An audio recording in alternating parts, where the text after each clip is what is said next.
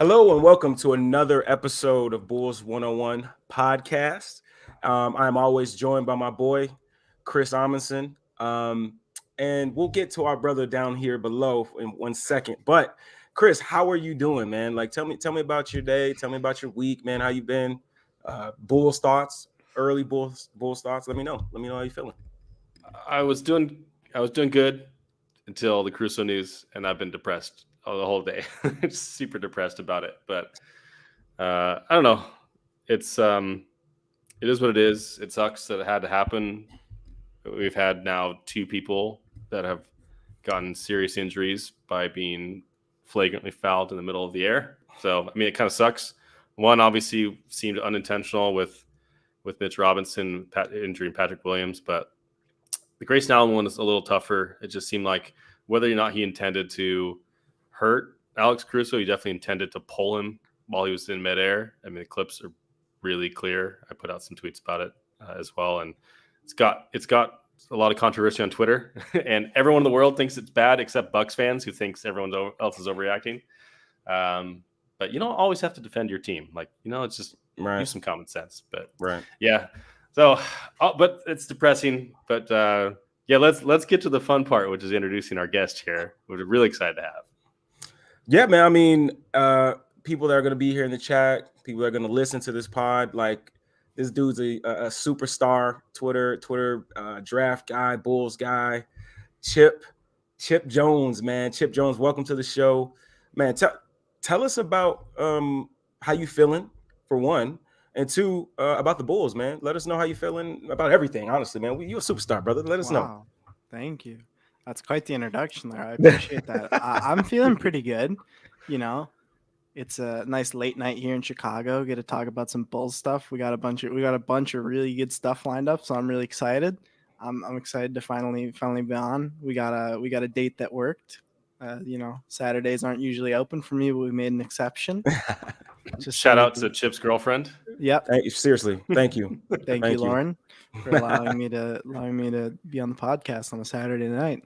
I'm doing great. Thanks for having me. I'm really excited. How are you doing, Larro? Because I feel like you introduced Chris right away. You kind of skipped over yourself. How are you, Larro? I'm glad. I'm excited to be here with Larry Golden. Hey, man, look, don't do that. Pipe down, brother. I'm just a guy on here that likes basketball. That's it. Man, I'm doing good, man. I'm doing good. Team qualified for state. The team I coach. So I'm feeling good about that. Family's good. I'm chilling, man. Oh, also, as a Bears fan, I am feeling great right now. The Packers are at home chilling. Packers set up for greatness, home field advantage, one of the best defenses they've had in a while, and they crap the bed. So I'm feeling good, man. I'm ready to talk some basketball and have some fun, man. That's where I'm at. Yeah. What's up, Tony? Yeah, we're talking about the Bulls even after the Packers lost. But yeah, you can revel in that excitement for those of you who are Chicago Bears fans or just Packers hate 101 tomorrow. Yeah. That's right. Sorry. Seriously. But I know there's some games we got to get into. But I just want to get both of your thoughts on just where you're at right now after the Caruso injury. And also, like, how do you think this will, after the Lonzo and Caruso injuries, how do you think that'll project forward? So first, I'll go to you, Chip. How you feeling about the Bulls right now in terms of, after injuries and things like that? Well, in regards to the injury, my PR manager, Mark Schindler, told me to not comment on it. So I refrained from commenting on that because my initial reaction was, quote unquote, not good if you're trying to get hired by NBA teams. So I'm going to not comment on that. I think that it's really unfortunate. I think Alex Caruso is our best point of attack defender, and that really hurts because, when you have a team that has Nikola Vucevic, he has skills defensively, even if, people don't always think that all the time. But I mean, with him, it's really important to have good point of attack defense around him. And we lost our best point of attack defender after we just got him back from injury, and we almost beat the Bucks with like half our team out because we had really good point of attack defense, and it made things flow so much better. And I think the one player who I really think could step into that void, like the only one on our roster has a chance, is Ayo, right? Yeah. So I think it's going to be really interesting to see what he does defensively moving forward. But I mean, it's definitely really saddening to have it happen. Yeah. Yep. Yeah, it's killer. I agree with Chip. I mean, and we've talked about this, and even I did a little tweet thread on our defense and referenced what you had written early to begin the season after looking at some preseason stuff. But the way the defense is set up is to maximize what Vooch is good on defense at, right? He's got quick hands. He's actually, averaging pretty nice amount of steals. He gets in the way laterally. He can move pretty well. But if you get guys into the paint easily, if they have an advantage, then Vooch, all of a sudden, all of his weaknesses are magnified, and it looks really bad because he's not a rim protector. He can't go backwards real quick. And, if that timing's not there, the help defenders don't have enough time to dig in and recover. It just snowballs. And so, as we've seen with Caruso out and Lonzo out, the points in the paint, and the Bulls are already 30th in the league at allowing attempts at the rim. But because of the scheme, I thought they did a really good job of making those contested or really difficult shots. But now we're seeing the numbers start to come up as far as, how opponents are shooting at the rim. And it's just because, as Chip said, we don't have Alex Caruso, who's so good at screen navigation. We talked about this before we came on, but he's so good at screen navigation that he just completely negates any advantages that most ball handlers are going to get in a pick and roll setting. And as good as Lonzo is at that, I mean, he's also going to be out for 2 months. So I agree, though. Ayo is the kind of the secret weapon, or our kind of our only hope at doing that. Javonte Green coming back will also help that, because he's obviously a pretty good perimeter defender, and he's just super athletic. But no one does it quite like Caruso, and so having him be out and it's not just 6 to 8 weeks from now. He's not going to get surgery until next week, and then it's 6 to 8 weeks until he's reevaluated. So he may not even be here until like April. So that's really the tough part. And I don't know about you guys, but how do you feel? Do you feel like that changes the approach that the front office should have in going all in or making deadline moves? I know, because Larry and I have talked about that on previous shows and with previous guests about, what AK and Eversley should do. But does this injury, does this timeline affect, what you think that front office should do? Larry, I'll start with you on that. I would say yes. I think it should, because I just feel like that we like you said, we talked about it a little bit before the show, is it's going to affect seeding. And if the Bulls can somehow stay at home court advantage, I think I would maybe still think about trading. But if we slide down, we're out of home court advantage, I just kind of think, you know what, let's stick to our guns, maybe add on the margins a little bit, maybe buyout market, you still do that. But in terms of trading your big asset in Pat, kind of throws a wrench in there. That's where I'm at right now. What about you, Chip? Yeah, I mean, I think I was already team don't touch anything. And so it doesn't really, to be honest, for me, it pushes me closer to the I mean, maybe if you can get someone like a 2 second-round picks for an expiring point of attack defender, then maybe you go for that, just because just having someone at the point of attack who's solid, it just does so much for the team. Just because even you guys said, I mean, I guess Lonzo won't be back for a while, but maybe he gets back before Caruso. I think his timeline was 4 to 6 and Caruso's was 6 to 8, plus he's got that extra week, so maybe we have a little bit of time with that, right? Lonzo gets pushed to the point of attack when Caruso's not out there, and he's gotten much better at that than navigating screens than he was in New Orleans. However, that's still not really what you want him doing. It's kind of he's kind of being that linebacker, kind of off the ball, just making plays, And so putting him up there, not only is it not what he's best at, it also takes away that aspect of having him as a helper, which is really where he thrives, because, he's just such a clever player. And I mean, it kind of sucks, but for me, it doesn't really change a ton because it's just like I probably would rather stay put and kind of my mindset's basically that like I think that if you were to go get a guy, you might push us closer to contention. Maybe, instead of a 2% chance, it's like a 5% chance. I don't really think that's super worth it. And I'm kind of the mindset of we're doing some kind of wacky, unique things that aren't super common with like showing and recovering with Vooch on screens and stuff. And, relying on a lot of weak side preemptive rotations at the rim. I'd kind of like to just see how that fares in a playoff atmosphere for 1 year before I'm like, hey, I'm going to all in. And then, we find out, hey, we're going to need such and such player or skill set to make the system work. And we don't have any assets to go get that because we all in for something that maybe wasn't what we actually needed, So I've kind of been at the mindset of like, hey, we weren't supposed to be winning a title. We were just supposed to be good this year. We're already doing the good thing. Let's just like stay the course, see how it goes in a year in the playoffs and see how, our systems kind of look and how our players look in a playoff atmosphere. Real quick, you bring up you kind of pushed me into this thought, right? And me and Kris talked about this with last couple shows. Is like you would actually a great person to have for this question, Chip, because like you're just very good at scouting. You have a very good repertoire of how you like go about these things. But what do you think is Pat's like?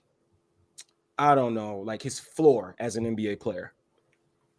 Ooh, I mean, that's an interesting one. I think like, we have a bunch of film clips up later, so I have a lot of Pat things. So I'm going to try and not reiterate the things that we're going to be talking about later. But I think Pat's kind of floor is a lot higher than what we've seen already. Like what he's doing isn't, I think PD Webb had a really good statement about it where certain players you can kind of like, I think Ayo and Pat are on opposite ends of the spectrum. And I think they're great examples for it, where you can kind of just throw Ayo out there and be like, hey, just make positive basketball plays. Whenever you see an opportunity to make something positive happen, just like go seize the day. Right. Yep. And Ayo thrives in that. And Pat kind of got put in the same place. Right. And it's like, all right, man, we trust you, you're smart, like go do things. I feel like Pat's maybe the kind of guy that needs a bit of structure, tell him what he needs to do and he will go do it. Right. So I think like last year and what we've seen from Pat, like before the little stretch he played this season, which he showed a lot of really promising stuff, some of which we'll talk about later. I think Pat kind of, if you give him what he should be doing, it like he'll be able to do a lot better in a more defined role, I guess you could say. And also like another big thing to keep in mind, that's like kind of my big thing with Pat. That's like the one thing that I really think Bulls fans need to kind of wrap their mind around is, not a lot of people had seen Pat pre-draft, right? Yeah. Navigating screens and defending the perimeter and like spacing the floor on catch and shoots. Those were like his worst things as a prospect. Like playing perimeter defense was like what he was horrible at. Like that was his worst thing. And we came out here and we're like, all right, Kawhi Leonard, LeBron James on the perimeter, you got him, and stand in the corner and shoot threes. And those are like the last things he wanted to be doing. So, I mean, I think what we've seen, like, I can understand why people are like a little bit worried about what he's shown so far, but like, I really wouldn't be worried about that because there's a lot of stuff he's really good at. So I guess when I think about the floor, I mean, if you're looking at a floor, the handle probably never really develops, and he maybe still has those issues finishing around the rim in traffic. So maybe you're looking at a guy who can like, space the floor in kind of a similar vein to like PJ Tucker, where he's just hitting standstill corner threes. But I think he's a really good passer, and I think he's already shown that. So I think it's like a floor spacing connective wing, and you probably play him like in the dunker spot defensively instead of, I don't know, on superstars on the perimeter. Yeah. So, I mean, I think he's like a plus team defender and a connective passer and a floor spacer that's good enough that he'll draw closeouts. I love this. I love this because you're right. And Coby White has kind of went through a similar thing in his first 2 years where he was asked to do extremely different things year one versus year two. And towards the end of each season, he really started to thrive in that role in each season, right? Yeah. I mean, his first season, he was asked to be a help defender. He was definitely just a shooting guard off the bench, just come in, score. And he took a little while, but he got hot in his last 20 games or whatever in the season. He really started killing it. And his defense was actually, I thought, pretty decent for his size and physical profile. I thought he did a pretty good job as a help defender. And then his second season, we asked him to be point of attack defender, starting point guard, distributor, get the whole team into their sets. And you saw how he had some great games early on in the season. He had like a 10 assist game. I think it was against the Kings, and he had like a 13 assist game. I think it might have been against the Blazers. Yeah, it's Portland. Blazers.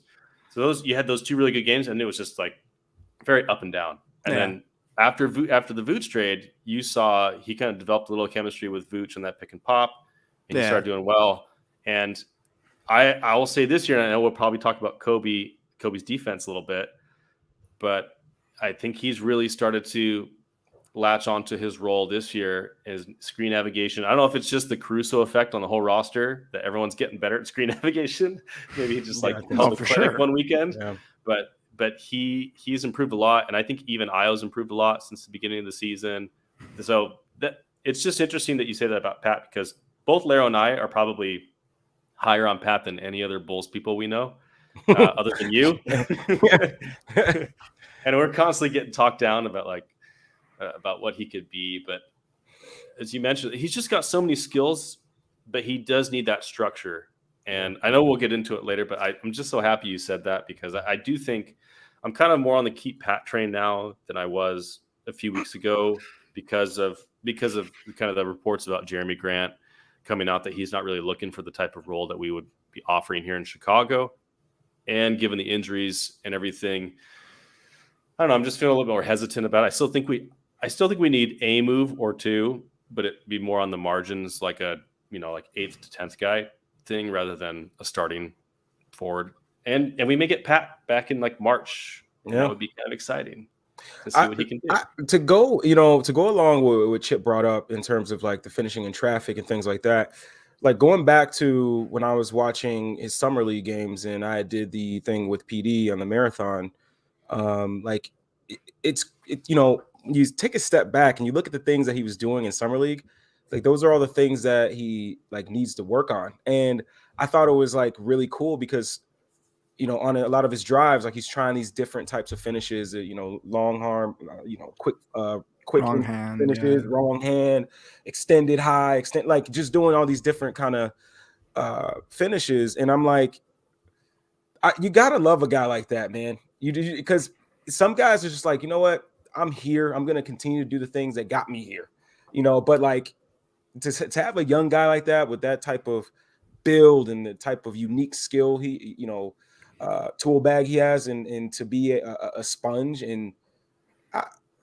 tweeted about it today, but like just it makes you wonder what type of development, where he would be in his development right now after you've seen Coby and you've seen Ayo, and it's like so it's something to think about, man. It really is. Absolutely. So I don't know about you, but I can't wait for the clips. I'm just so excited to get to the clips. Oh, you know what? Can we get to one thing before we get to the clips? So that's fine, I guess. I think Chip, right? So when you think about why some people were like, we got to do it now. We got to get, make a move and try to push for it now. And I think one of the biggest reasons why people said that is because DeMar, right? He's 32. He's having an MVP year. Like everybody's thinking like, we got to pounce now, because who knows if he can play at that level next season, and where's your thinking with that? Like, are you worried about a DeMar DeRozan like falling off, and maybe not being the MVP guy, but still giving you good minutes and being an effective basketball player? No. Okay. I mean, he's never really there's not really a reason to believe it's not like he's ever really overly relied on his athleticism or anything, because I feel like that's the one thing you come from. I mean, I feel like DeMar's kind of aged like fine wine. Like he's way better now than he was when he was like 26, 27. I mean, maybe he's not, as explosive, because I mean, he did have some ferocious dunks back in the day, and I mean, he still has some nice dunks. But I mean, I feel like with like the passing and stuff, I feel like he's always been more of kind of a a skilled and cerebral player, right? And I feel like he's just getting smarter and more skilled as it goes. So I mean, I feel like he's kind of just aging like fine wine, you know. For a little soccer reference in Italy, like there's this weird thing where Italian goal scorers, they just get better as they get older, and I feel like, you know, Nemar's kind of our Italian our Compton goal scorer. He keeps getting older and he keeps getting better, man. Is Pirlo Italian? He is. That brother could play, even when he was really old. Yeah. But yeah, man. So Kris, well, actually, yeah. What's up? Yeah, well, before we go to that point, the guy, there's another guy I'm actually way more worried about than DeMar as far as that goes. I'm a little bit more worried about Vooch going forward, but but I kind of agree with Chip and that's something that people didn't expect DeMar to have a career year when he got here. And I don't know about anyone else, but Larro and I kind of did expect him to have a career year, because we're like, listen, he's the perfect fit for what this team needs. He's going to maximize Levine's talents.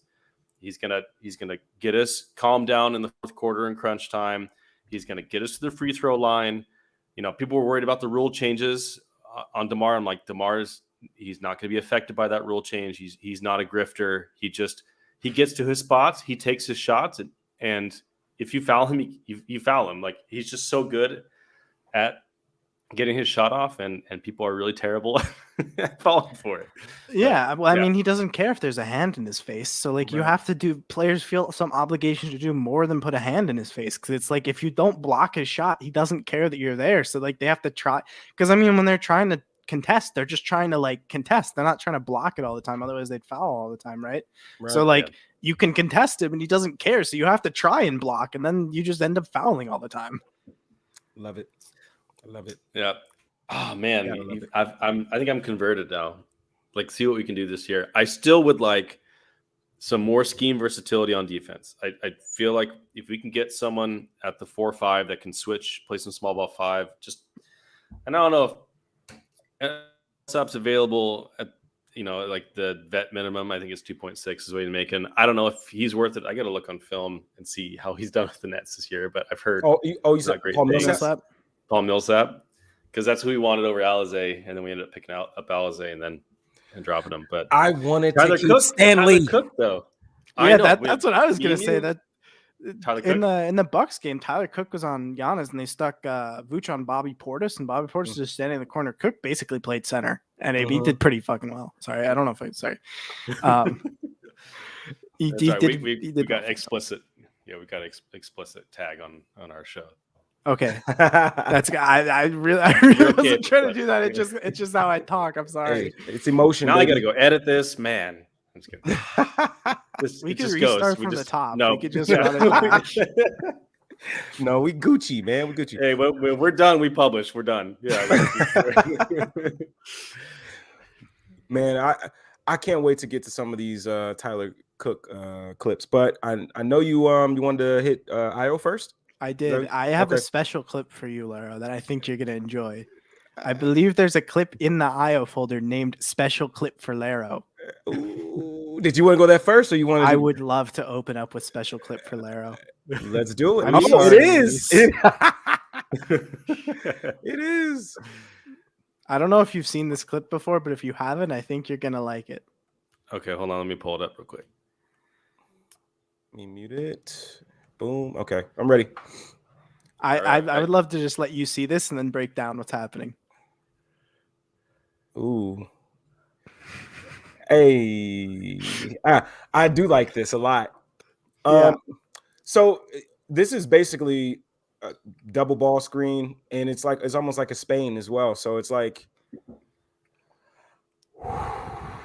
yeah, I mean, I think that I broke this game down too, because we had a few clips of Ayo when we did our Ayo show. Yeah, no, I mean, I think it's really cool just because Spain pick and roll is not like, for those who aren't like super familiar, this is either referred to as Spain or stack pick and roll. And basically I was going to come across two screeners here, and the big thing like the big thing with Spain pick and roll is you want your ball handler to be super, like you have to be very confident in them as a decision maker. Yep. And that's why at like the college levels, you won't see a ton of Spain pick and roll all the time, just because there's so many complex decisions going into it. There's like 10 reads. So even Illinois in this, they also have a weak side pin down going on, right? Where the weak side forward sets a screen. So Ayo has a read. The first screener is going to pop out for a shot. So he has to read if that shot's open. Then he has the second screener rolling to the basket. So he makes that read. And he can make the decision that he should just drive there, right? Mm-hmm. And they have a weak side pin down, which he can read. And the pin down screener flashes to the basket. There's so many reads that he has to process. And like, it's not super common at the college level. But I mean, Illinois, super well coached, and they were just let him do it, and he killed it. And on top of everything you just said, Baylor is a damn good defensive team. That is Davion Mitchell and Maceo Teague and Jared Butler. Those are the national champions he's doing it against. This isn't like him reading Western Kentucky. This is him reading a Baylor very strong defense that went to the national title game. So hey, you know where you will see Spain pick and roll? Whoops. What? Larro. Where? Larro, your kids. Hey, you know what? I taught them Chicago as well. That's my favorite action. You know what's so funny, Chip?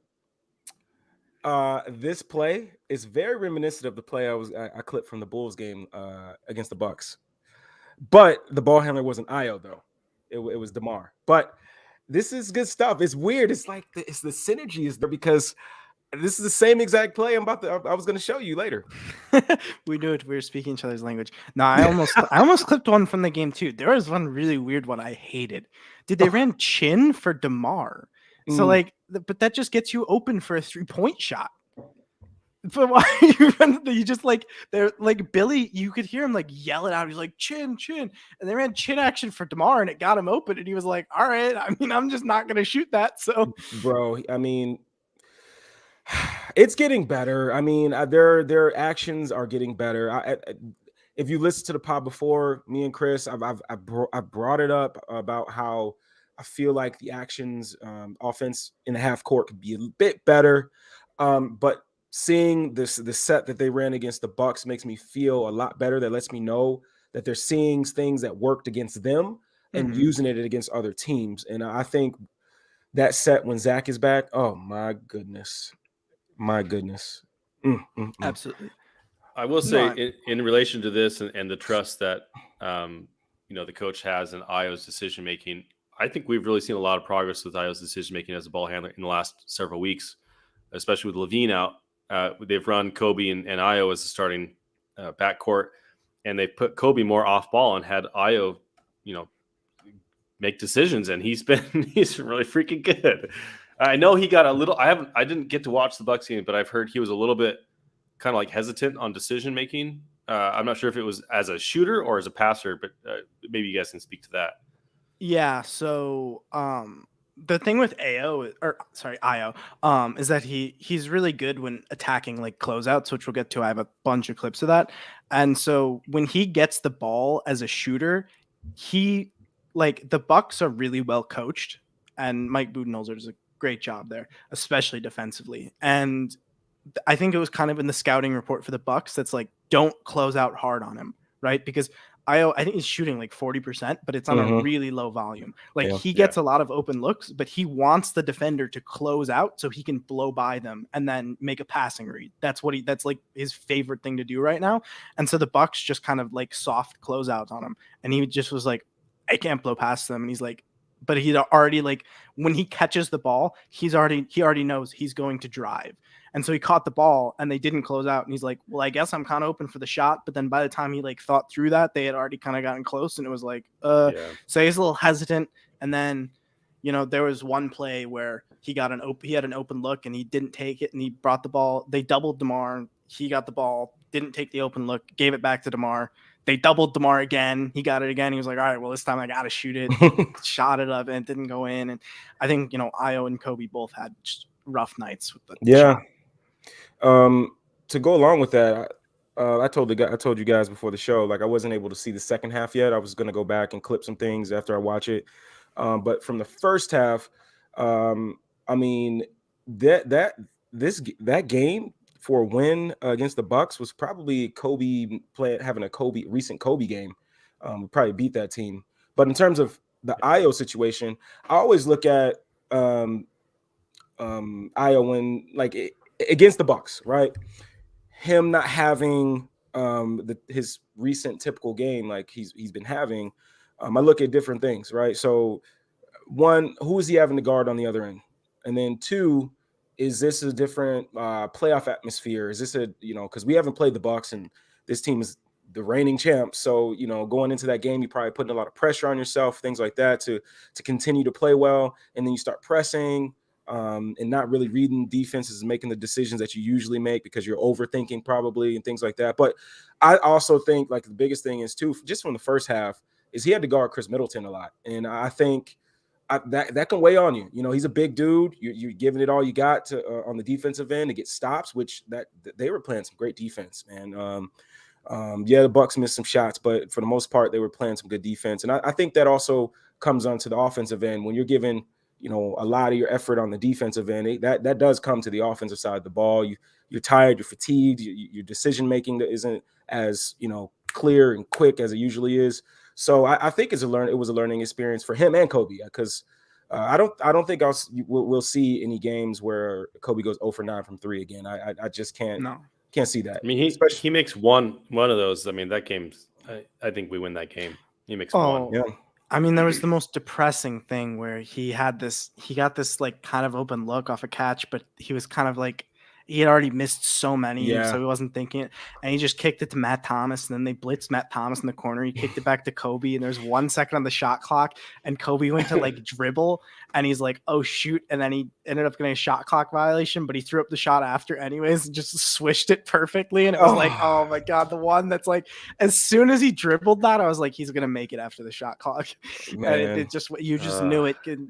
I feel like he kind of got in his own head in that game. But I mean, he'll bounce back. Oh, also, really, really small note.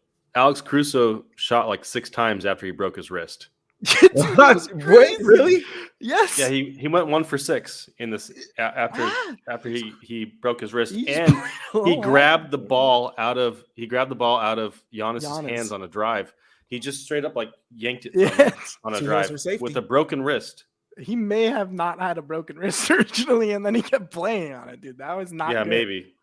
I was really kind of upset when they put him back in. I was like, this is not worth it, man. Oh, and he missed those 2 free throws right after too, because it was his right wrist, right? So wrist, yeah. Oh my gosh! No, I can't believe that, dude. Yeah. Do you guys want me to just share the screen for the clips, or? Hey, it's totally fine with me. It doesn't matter to me. All right, I think I can make this work. Is it going? Hey, I see it. Okay. Yep. All right. Yeah, I'll share it once you have Sounds the clip good. up.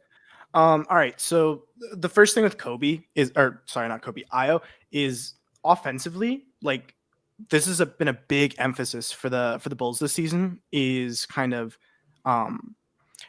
when Billy Donovan and Arturas Karnisovas did their preseason interviews, they mentioned the word ball handler 11 times in their responses, and that's been a big emphasis for the Bulls, and it's a big emphasis that the NBA is heading towards in general. Is a lot of the best teams are just putting as many ball handlers on the court at a time.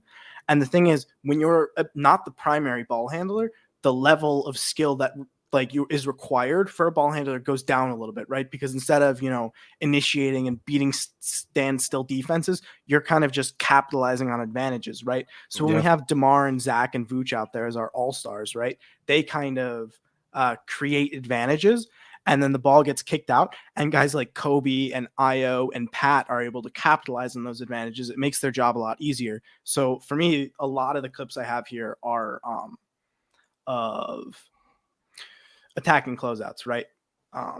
So we got this one here against the Cavs. So yeah, if you want to full screen it, full screen on your screen, it'll show up a little bit better. Boom. Perfect. Okay, so here we have DeMar running a pick and roll with Alex Caruso, right? Gets the screen, gets downhill, right? As soon as DeMar takes this first step into the paint here, we can even not subtitles, playback speed. We can even slow this down, right?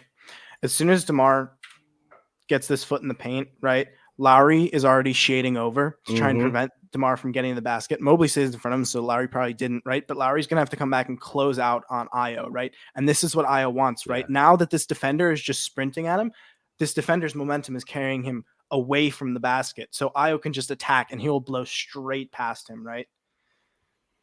And then when Ayo gets downhill, he's able to make a nice pocket pass into Vooch here, right? So when he's creating from a standstill, maybe it's not as easy, but right here, he can just come down, throws this pocket pass into Vooch, and it's an easy bucket. Can I say something really quick?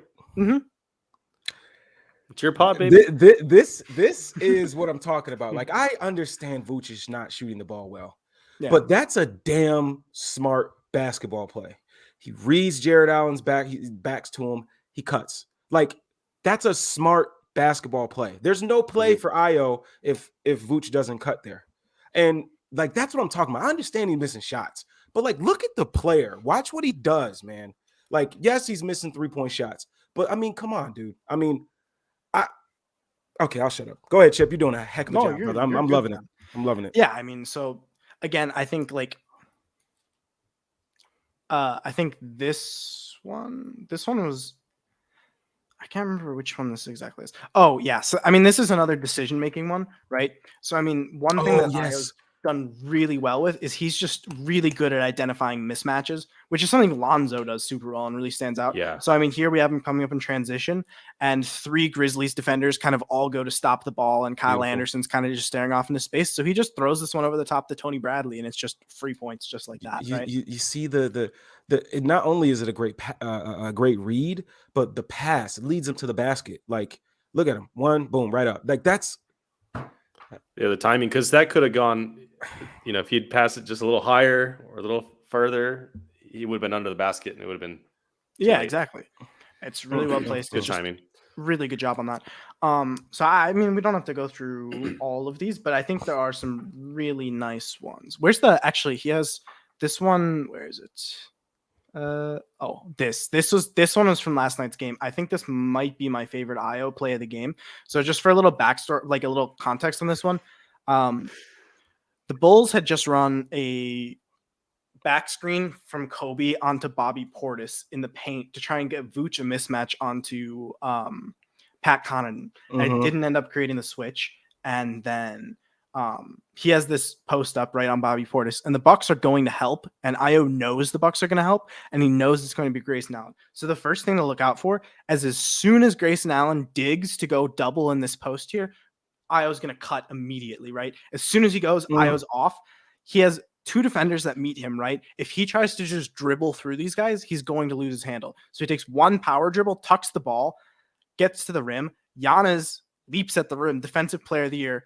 Ayo, right-handed, one hand, reach around, whip pass, back out to wide open Coby. I kind of wish Coby took the shot, but I mean, hey, he scored the floater anyways.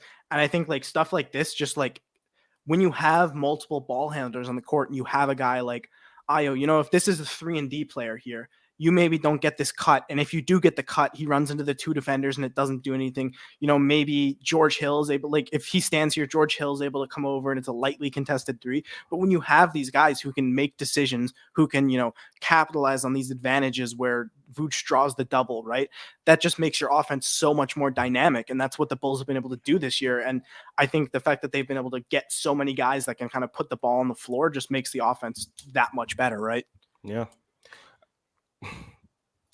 I'm loving these, but you're right, man. I mean, that's what makes it, makes this thing go, man. And I know I'll get back on the Vooch thing, right? I know people want Vooch to shoot these threes and everything like that, but especially when he's in the post, right? People are like, oh my God, he has a mismatch. Like, what is he doing? But like, Vooch is creating an advantage. He's getting into that paint as deep as he can. As soon as help comes, swings it out like you've mentioned, and you got guys around him that are very good advantage creators. So yeah, he may be able to go over the top, but why shoot over 2 guys when you can scoot that out to Ayo and he can attack a closeout, maybe find an open 3-point shot or whatever. I don't know, man. I'm loving it. Well, and you have so few people on the team that are record scratch guys. Like you either have advantage creators or advantage maintainers, if you will. Right, they keep that advantage going. They make that quick like half-second pass or drive or dribble. Like they don't have any wasted energy on that end. It seems like and it's speaks to how good their offense has been despite Vooch's really big struggles in shooting. That people still defend him as if he is an all-star, which for what you want to do offensively is half the battle. I think it's really important. I think a lot of people don't realize that when it's not just about whether or not Vooch is making shots. And this is the same thing when Nikola Mirotic was here a few years back. Even if he was having a rough game, people knew he was a shooter and they closed out on him like a shooter, and he could take advantage of that, and the offense could still flow really well. And so Mirotic and Butler, when they had like the best on-court rating together, and every lineup that was good in those Bulls years that Mirotic was on, he was always in the lineup because he just played the right way, even if he was missing shots. And so I kind of apply that to Vooch here. Vooch is so important for the offense and what they do and to keep the ball moving and create those advantages, that whether or not he's actually scoring the ball is kind of, isn't as important as it would be for a guy, who's just taking the shot. And if he's not taking the shot, he's not doing anything else. So anyways, it's a small point. I know we've touched on it before, but no, absolutely. I think it's a great point. And I mean, here's the last one of these kind of passing clips that we need to go through. I really like this one because one thing that's really important to do here, and that a lot of players wouldn't do, and kind of shows how advanced Ayo is as a passer, he's going to attack this closeout here, right? And so there's two options here. He can either settle for a floater once he gets past these two defenders, because Dennis Schroeder is falling on the floor. Grant Williams is not quick enough. They're not keeping up with him, right? So the big thing to look for is either you're going to shoot or you're going to pass. And there's one very, very important thing that every coach will tell you. If you're going to make the pass, you need to engage the dunker spot defender before you pass, right? So as soon as Ayo reads that Freedom is coming to defend him here, right? As soon as he reads that, he's going to make that drop pass every single time, right? And it's the decision-making to understand, he really knows as a passer what he needs to be doing. He knows, I need to engage the defender. If he doesn't come, I will shoot. If he does come, I will pass, right? And he just drops off the pass, and he's doing the Dwayne. I'm pretty sure he did the Dwayne Wade lob to LeBron celebration here with the. Yeah, yes, he did. After he manipulated Enes Freedom on defense, which is quite the task. That's great stuff. No, I mean, I think it's great. So then the one thing that I will say is, it's not all, we can sit here all day and talk about how, phenomenal he is. But I think one thing that's really, really nice is kind of pointing out places where a player can improve, right? And so the first thing I want to show is with the shot. So when looking at shot mechanics, and again, I would not consider myself an expert in shot mechanics, but I do know a few things, right? And one thing that's really big to look at is when Ayo shoots the ball here, he's gonna, let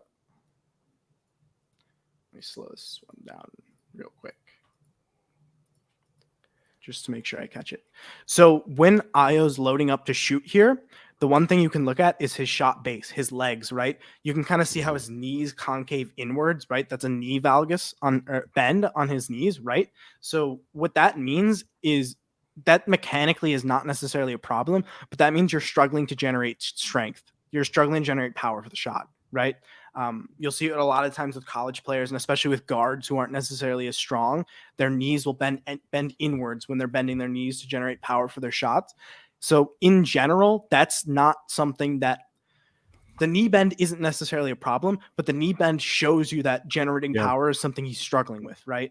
So when he's getting these shots and he's not necessarily taking them, it's important to keep in mind that he's not super comfortable taking these shots. And a big reason why is probably that he's not necessarily super comfortable generating the power.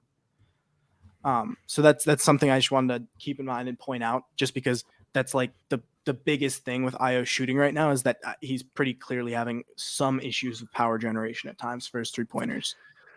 Well, and that kind of goes back to when we were reviewing his college film. If you looked at the way at the shots that he was taking, his stances were always kind of frenetic and wild. Like he didn't have like kind of a cassette shot stance. And I think he's gotten better on it.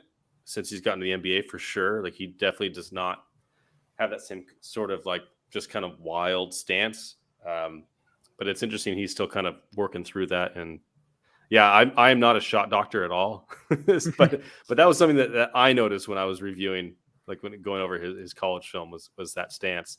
But his shot has been going in. It's like 40-something% up until this Bucks game. I can't remember when he shot the Bucks game, but I think he only made one. Yeah, he is taking like 3 3-pointers per 100 possessions. Yeah, I think it makes sense with what with your observation is why he's maybe shooting a bit better from the corners, because it's a closer shot. So for sure, it makes a bunch of sense. So yeah, that's just all I wanted to go over with the shot thing on 3-point shots. And then so obviously he's been sensational, but there are some things that he can do better. So one thing, which one was it? This one? I think it's this clip that I was. Yeah. Okay. So when I was driving, one thing that you'll look for when players are driving to the basket is to make sure that they are taking tight angles, right? So when you take a tight angle coming around as a ball handler, this is super important, especially when coming around screens is when this pops up a ton. When you're taking that tight angle to the basket, it's a lot quicker path and you'll get to your spot that much quicker, right?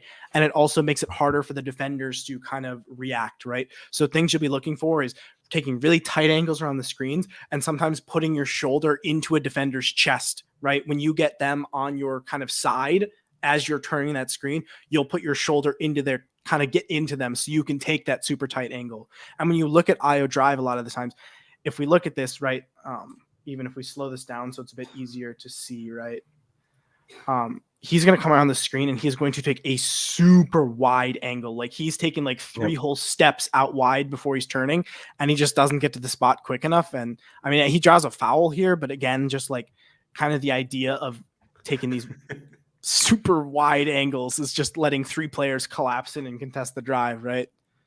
And if you the guy, he's also the Pacers guy. He was really mad about that foul. Number 12. I can't tell who that is, but I think that's O'Shea Brissett. Brissett, look at his face. He's like, oh, yeah. He's pissed. That's a great point, because even now when I coach my guys, coming around the screen, you almost want to be rubbing shoulders with your screener, you know, because it instantly puts your defender in a lock and trail position, and now he's in hell. You know, if you could put him in jail, you can slow play it, and you can make your reads a little bit easier. Like if he puts him in jail, maybe slow plays that a little bit more. Miles Turner has to step up. That opens up Vooch. So that's a great observation. Yeah, for sure. It's always about creating the advantage. You're creating the advantage with that. And one of the good things is I actually have a clip where he does it. In this clip, he's going to take he takes, I think at the start, he takes like one step that I didn't really love, but then he cuts to some super tight angle and it ends up really mattering on this play, right?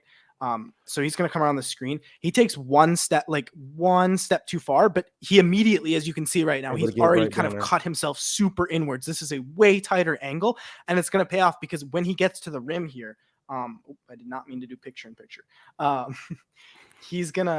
Clint Capella's going to jump to try and defend this dunk, right?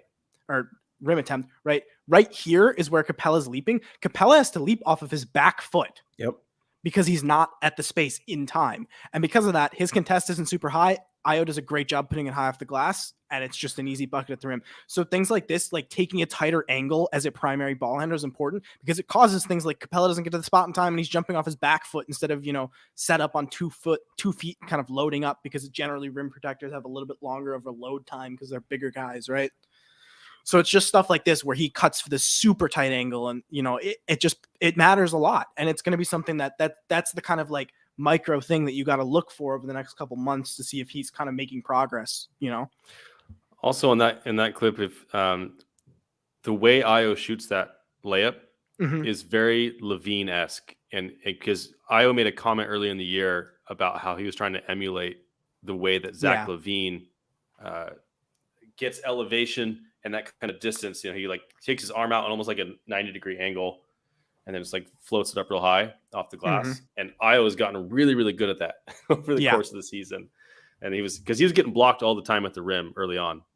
You see how that elevation and the extension he's got on that layup, it makes a difference. I mean, I thought when I first saw the clip, I thought Capella might have gotten a piece of it because he still gets high up there even though he's off his back foot, and then you see it go in. So the game of inches. Yeah, absolutely. I mean, Capella was like a 7'6" wingspan, so you just have to get that eye. That guy's got ridiculously long arms.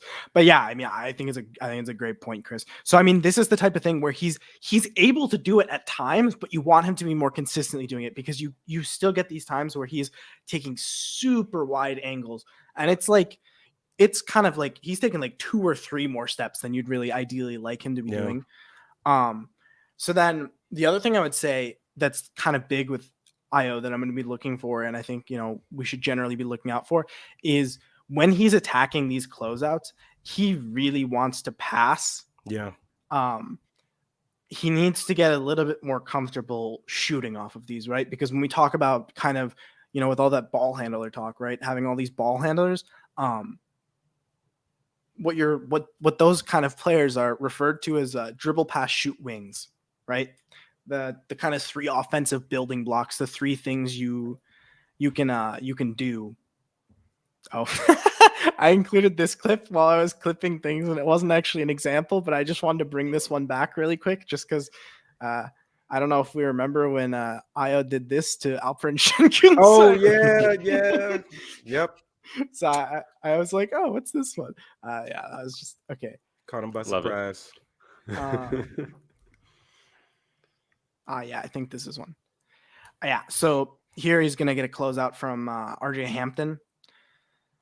And he's going to go for a floater to try and get around Wendell. And the touch just isn't consistently there because it's not something he's super, super comfortable doing. And Ayo's floater numbers at college were pretty solid. But in general, just getting more comfortable taking these mid-range shots, because when you get these closeouts, a lot of the times you'll see, I think there's even an example that I have of this Wizards clip. No, this says pass. Where is it? This one. That's this one. He has these where, right, you'll get the closeout and you'll go by him and you'll just take this jumper, right? Just because this jumper is a little bit easier than the contested 3-point jumper, right? So, I mean, even just getting more comfortable taking shots like this where you kind of get past him a bit and then he's contesting from the side, just getting more comfortable getting into things like those are what I'm going to be looking at for Ayo. So, I mean, the two big things off the jump that just jump out to me, and if you guys have any comments on this, I'd love to know. But it's just getting more comfortable kind of taking these mid-range and these floaters off of these kind of closeout attacks and then taking a tighter angle on his drives. Yeah. And this is also the clip that where Beal said he'd given him advice when he gets that pass to just go and not because he got called for that travel, and that's the one where he scored on that floater over him. I just say use it on me. One of the things about Ayo when I was watching him last season before the draft is I think something that stood out to me about him was getting into that 1 dribble, 2 dribble pull up off a closeout, and the stats, especially if you go to Synergy. He graded really well in pull up jump shots and in the half court. So I think it's more about, like you said, like he's always looking to pass. I think it's more about just getting to those shots, like just taking them. When he's gonna get those. And also I think for the short closeout game, right, is like I think some players need to work on that, especially if you're not a knockdown 3-point shooter where you're always going to get that guy lunging out to you. It's like, yeah, you may get a short closeout, but there are certain counter dribble moves you can do in order to get a defender to open their hips so you can attack downhill. And I think that's something he'll add to his game. Like, Phil Handy has a bunch of those videos that he teaches a lot of guys in terms of short closeouts, like how you can still, attack those. So I think it's all about, like, one of the biggest things with rookies, you come in, you do the things that right? You do the things that come naturally to you. And then in the off season, that's when you can really dig in your bag and film and be like, okay, this is how they regard me when I did this. This is what they wanted me to do when we did that. And you can go in the lab and really work on those things. So it's really good to see that he's making really, some really nice developments during the season. So I think it all bodes well. I mean, that he's going to improve and add some more things to his tool bag. Let me ask you guys this question. Is Ayo ahead in development from where you thought he would be during his rookie season? Yes. Yep. Yeah. I knew that he was going to be a pretty good defender, point of attack defender. But I didn't think he was going to be able to come in right away. It didn't happen right away, but come in and be this effective offensively. That I think that was more my hang up, was like, what is going to be his niche, or some guys say niche, but his niche on offense, in order to help this team in the half court. No, I mean for sure. I think the thing for me was like, I agree with Larro's like spot on with that, where I knew he was going to be a solid defender for a rookie at the very least, right? The one thing for me, and I think Kris mentioned it earlier, like nailed the head on it, right, was his finishing. Like, he was not a spectacular finisher at U of I, and he's come in and he's just been very, very solid around the rim. Especially like Kris mentioned earlier, he's getting blocked a lot, but he is just leaps and bounds as a finisher, just becomes so much better so quickly. And that's just kind of unlocked everything for him offensively, right? Where he, in the half court, it was kind of like, I don't know where the scoring threat's going to come, right? And now that he's got this finishing ability and he's attacking these closeouts like this, right? He can do things around the rim, right? And I think that kind of changes. It kind of makes the whole half court offensive game come together for him. Yeah, that was what we talked about, Larro and I. We just didn't really see much of an offensive role for him early on. We just didn't know where he was gonna step in. Like, I thought he'd get minutes when Coby was out early on, just because of his defense, because defense was kind of a worry that was generally had by most fans coming into the season. We weren't sure how it was all going to work and get put together. But yeah, he's just, I don't know. He's just fit right in. I will say that, and this may be a stupid reason, but I will say, once I found out the way that the Bulls wanted to play offensively and defensively, I was a lot more optimistic about Ayo's ability to maybe impact the game positively, because this is where I say maybe stupid reason of why I felt he would do well is high school AAU ball. The way they're playing right now is the way he always played, fat, getting in the passing lanes, getting on the break, him attacking closeouts off of some of his better teammates that he had. So, like, I felt like a lot of that stuff that he did in high school and AAU ball, like, was just going to translate to this, the way they wanted to play. So it made, like, I feel like some people would be like, dude, that's high school ball, but I feel like it's about the style of play that you're used to. It'll click right back for you.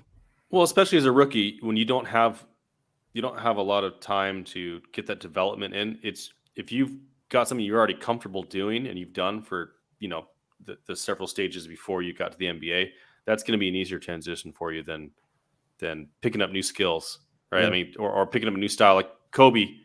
Like, they never ran drop coverage, like, there's a lot of stuff that they just didn't do at UNC, right? That he mentioned, and we talked to his brother Will about some of those things, and it's just like, that's a comfort level that they just didn't have, and so that's gonna be harder to translate. No, for sure. I mean, I think that's a great point. Like, I mean, you can even look at Brandon Boston in LA for the Clippers, right? He, in high school, was one of the top recruits playing his game, right?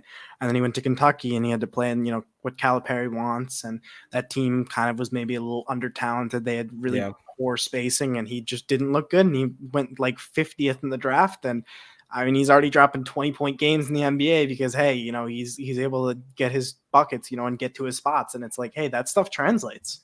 And, man, add on to that real quick point is, like, I think going to a guy like Ty Lue, that type of coach, was perfect for him. Ty Lue is to me, I don't think he gets enough praise for the type of coaching he gives. His X's and O's. Like, that was probably a great situation for him. So absolutely. No, I mean, I think that's a great point. I think Billy has some similar qualities where I think both Ty Lue and Billy are really good at putting their players in positions to succeed. Yep. And playing to their strengths and kind of, maximizing what they're able to get out of what they're given with their roster. And then this is like the last thing I will say with Ayo. Right here, he's going to go attack this closeout. And Chris Chiozza. Shout out to Chris Chiozza. He's back. I think he tore his Achilles or something last season. He's back now, though. Oh, yeah. Yeah, he's like 5'11" or something. And he's a good shooter. He's going to come here and right here. His arm is just on Ayo, right? If this is DeMar or Zach, they're just pulling up and drawing a foul. Yep. This is like, and I think Ayo's taken like 121 drives this season, and he's drawn 3 shooting fouls on those. And when you're attacking these kind of bent defenses and in this advantage position, right? Yep. It's people are rotating into you. And, I think Bulls fans know this too well, right? Our defense relies a lot on rotations, and that leads to us fouling a lot of players. We give up a lot of free throws just because of how our defense is, right? And I think this is kind of a similar thing. When you're attacking these closeouts and you are in an advantage position, players will make mistakes and they'll do things like put their arm on you, right? And this just needs to be an automatic foul. Or take one step and take the jumper instead of running into the defender and trying to shoot a floater. Yeah. Or a runner or whatever you're going to call that. Yeah. That's a good point. So, I mean, that's the other thing. So, I mean, for me, it's just like becoming more comfortable taking the shots when attacking the closeouts, those kind of 1-2 dribble relocation pull-ups like Larro talked about. And then when he's driving, taking those tighter angles. But, I mean, the things he's been great at is like attacking the closeouts, making reads, being able to kind of, put the ball on the floor and like get to his spots in a sense, right? And make reads and make decisions. And obviously, the transition stuff's been sensational. Yeah. But I think Ayo is a really good kind of picture into what Arturas Karnisovas and Mark Eversley are trying to do in Chicago, right? With these kind of pass, dribble, shoot wings and having a lot of ball handlers on the court and, keeping the ball moving and attacking advantages, right? I think it's a great example. Yeah. No doubt. So last question to be on Ayo before we move on is your opinion of his ceiling higher than it was when we drafted him? 100%. Like, and what would that ceiling be for you? Like what kind of role do you think Ayo can have in the NBA?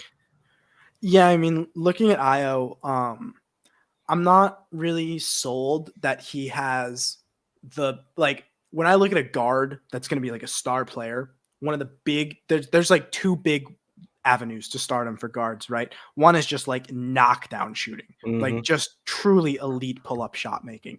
And I don't think he's ever going to get there. I think he can become competent as like a catch and shoot guy. And I even think he can, do those pick and rolls where he goes across the screen, 1-2 dribbles and just takes a pull-up from there. That's something Lonzo's gotten a lot better at as he's gone through the years, especially this year. And I think that that's something he can capitalize on, right? So then the other way that guards go to like true superstardom is just being like an explosive get downhill finish at the rim. And I'm not really sure Ayo has the body control or the kind of vertical explosion to be that type of guy. So I don't know if there's really like a traditional star path. I mean, maybe there's some like incredible defender Drew Holiday star path, but I wouldn't feel comfortable projecting that. I would just be happy if it happens, but not kind of expecting it. So for me with Ayo, it would be like kind of being that dribble pass shoot wing. And I think one thing is, he's skinnier, but he's like, there's some athletes that are just stronger. Yeah. There's like you can take like a DNA test, 23andMe. I took one, and there's like, they can analyze your muscle structures, and there's like a certain type of muscle structure that's commonly seen in elite athletes. I don't know if you needed me to tell you this, but I don't have it. But I don't need to take that test either. Yeah, but I mean, some players like Isaiah Jackson in Indiana is a great example where he's super lanky, but he's really strong, man. Yeah. And Ayo, like, maybe he's having issues on kind of generating power on those jumpers, but when he's defending on the interior, he's pretty strong, and he has really good footwork. He's really good at bracing himself and absorbing contact on that. And so I think for me, the thing with Ayo is like, can he defend like 1 through 3.5? He does have a similar body type, true. If he can defend kind of 1 through 3.5, where there's some 4s where, maybe he's not defending Giannis in the post or something, right? But like, he's able to hold his own, and he's able to hold for a couple seconds so you can make that help rotation without him kind of capitulating immediately, right? And so I think for me, like with Ayo, it's like getting that point of attack defense up to where the point where he's truly elite at it. Because right now he shows flashes of being great, but isn't quite there yet, right? So getting elite there, being able to defend 1 through kind of 3.5, maybe, right? Mm-hmm. And then on the offensive end, just getting more comfortable taking those shots off the catch, maybe getting those pull up 1-2 dribbles around a screen and you pull up on the 3-point shots, right? And then just getting more comfortable, getting downhill on those when attacking closeouts and stopping for those mid-range jumpers. Yeah, man. I mean, nail on the head. To go along with that point about being able to defend 1 through 3.5. I thought he did a really good job on Jason Tatum when we played the Celtics. I really was impressed with that because I'm looking. That's what I'm looking for, right? If we're gonna be in a situation where Caruso isn't there, I want to see what, because Ayo is probably that next best guy. So let me see how he does. And I thought he did a really good job on Jason Tatum, and it really did show. I thought on some drives, like his strength, because he wasn't getting moved out of the way. You a baby, get out. No, he was in front of him, sliding pretty well, and I'm like, it's only going to get better because you're going to learn how to play NBA defense. So it's crazy. I just had a thought that's both really cool and also really depressing, which was I think Ayo's our best defender right now as far as healthy people on our roster. Like Ayo might be the best defender he got. No, I think you're right.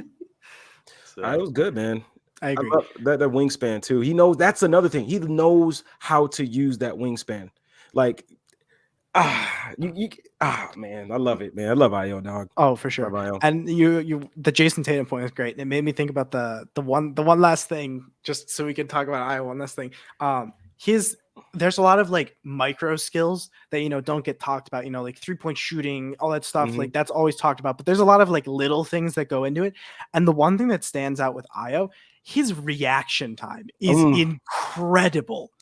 It's like he genuinely may have the best reaction time in the NBA. Like it's unreal how quick he is. Like, and it helps him so much where it's like, even if, he's a rookie and he's not processing the play as quickly as a veteran, he takes a second to process, but he makes it all up in the reaction time where he's like sliding in front of Tatum before, like after his counter, before Tatum even gets, and he's just beating guys to their spots. I think there was an example of that reaction time was against Cleveland. Towards the end of the game, where I think he was rotating from the right wing over to the left wing. Ball was in the corner, strong side, on the left corner, and somehow it showed on a cut, and then like beat like to the guy and stole the pass like right. I'm like, reaction time is like, I was like, this dude, man, is unreal. Like, I don't even know, man. Good point. I gotta pay attention to that now that when I'm looking over these games, because I mean, he's been good. I just haven't. I mean, you guys obviously watch prospects a lot more than I do, because I watch zero prospects. I got that kind of time. Come on, but that is something I got to look for now. Yeah, it's there, man. It's golly. I think I have the clip, but I'll show it later. No, for sure, it's great, and I think kind of the way I thought this out in my head was. This kind of talk about dribble pass shoot wings translates into another dribble pass shoot wing that's on the Chicago Bulls roster, and one that a lot of people would like to move to a different team's roster, but maybe we shouldn't do that. Maybe. So let's talk about Patrick Williams. Are we good with that? For just half a second, I thought you were going to say Matt Thomas, and I was going to have to keep it. No, I was not thinking about Matt Thomas, actually. He's someone that other people want to trade, put on a different roster. They kind of want to just put him on no roster. They just don't want him here. God, man. I mean, hey. Okay. So the first thing with Pat, right, is looking at like the first thing that has to be kept in mind, right, is he is kind of this mold of a dribble pass shoot wing. And I think the one thing that's important to keep in mind, and this is kind of something that like when we talked about Pat being maybe better than he's able to showcase, just kind of as like a behind the scenes, like draft theory, player development thing, this whole dribble pass shoot wing idea is really popular, and you're not always able to get players that are great at all three, but sometimes you can hope they can develop one, right? But when you look at the kind of hierarchy of how easy they're developed, the hardest is dribble. Like it's very like, it's not like outside of like maybe Paul George and like Jaylen Brown, Jimmy Butler, there's not a lot of guys that like came into the NBA and had like massive handle development. That just doesn't really happen. And it's not something you should project pretty much ever. Right. Then it becomes passing, because passing is so much about having that kind of intuition and that feel for the game. That's not always there. Shooting, there's like really high level shooters, and that's not something you can develop. But like the baseline for entry to be an NBA shooter is so low. It's literally just stand in place, catch the ball open, and be able to hit a shot, and you're a shooter. PJ Tucker, stand in the corner and hit 40%. There's not a bunch of different skills going into that. He just stands in the corner, catch, shoot. That's it, right? So when you get a guy, like shooting is the one that translates into the on-court stats. It turns into the points, right? Because even with the passing, if you don't have the gravity to draw in defenders, there aren't open passes to make, right? Yeah. And, you can dribble and get to your spots, but if you can't make the shot, it doesn't matter. Right. The furthest behind Pat is on any of those is the shot.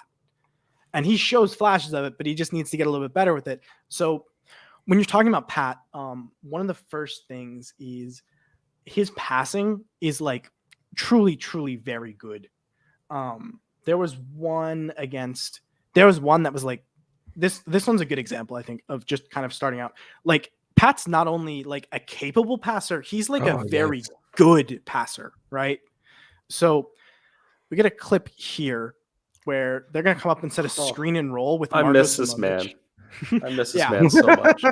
So just to be clear, this Minnesota team, this is Summer League. Minnesota is one of the best Summer League teams. They like blasted a bunch of teams. I think they lost in like the semifinals. Like they were a pretty good team. And this is Jalen McDaniels, who is a very good defender. Yes, I remember this game because Jaden McDaniels was going off this game. Yeah, Jaden, sorry. Yeah. So I get him and the guy in Charlotte, Jalen McDaniels, confused all the time. That is probably because they're brothers. So I'm not sure. Oh, okay. Well, I'm just not sure which one is Jaden and which one's Jalen. So yeah, but you may have gotten it right. Okay, so I totally get you, Chris, and I assumed I was wrong because I get it wrong all the time too. So they're gonna have Marcus Simonovic come up and set a screen here, right? And Pat's gonna whip back and whip in a bounce pass between the two defenders. Like I needed to come across that it's not just that Pat is like capable of like making he is making like very advanced reads. He just doesn't get the ball a lot, and he's not drawing a lot of defenders, and there's not a lot of times where Pat's running pick and roll for the Bulls on the NBA team. But when he's given the chance to do these things, he makes some truly great passes, right? And I think there's another one that's just like a sensational example here. That was a sexy pass. Oh, for sure. There was one that he just put that English on it too, just like the spin. That was great. Is it this one? No, I mean, this is another great one. Where's the? Hold up. That's what. While you're looking for that Summer League. Yeah.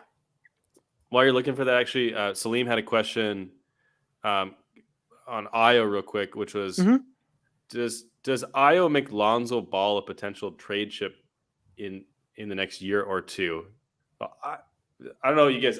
I would say no. I would say no because I think Lonzo, his processing speed is so high on his passes, and especially in transition. And I don't know, like, and he's 24, I think, right? He's 24.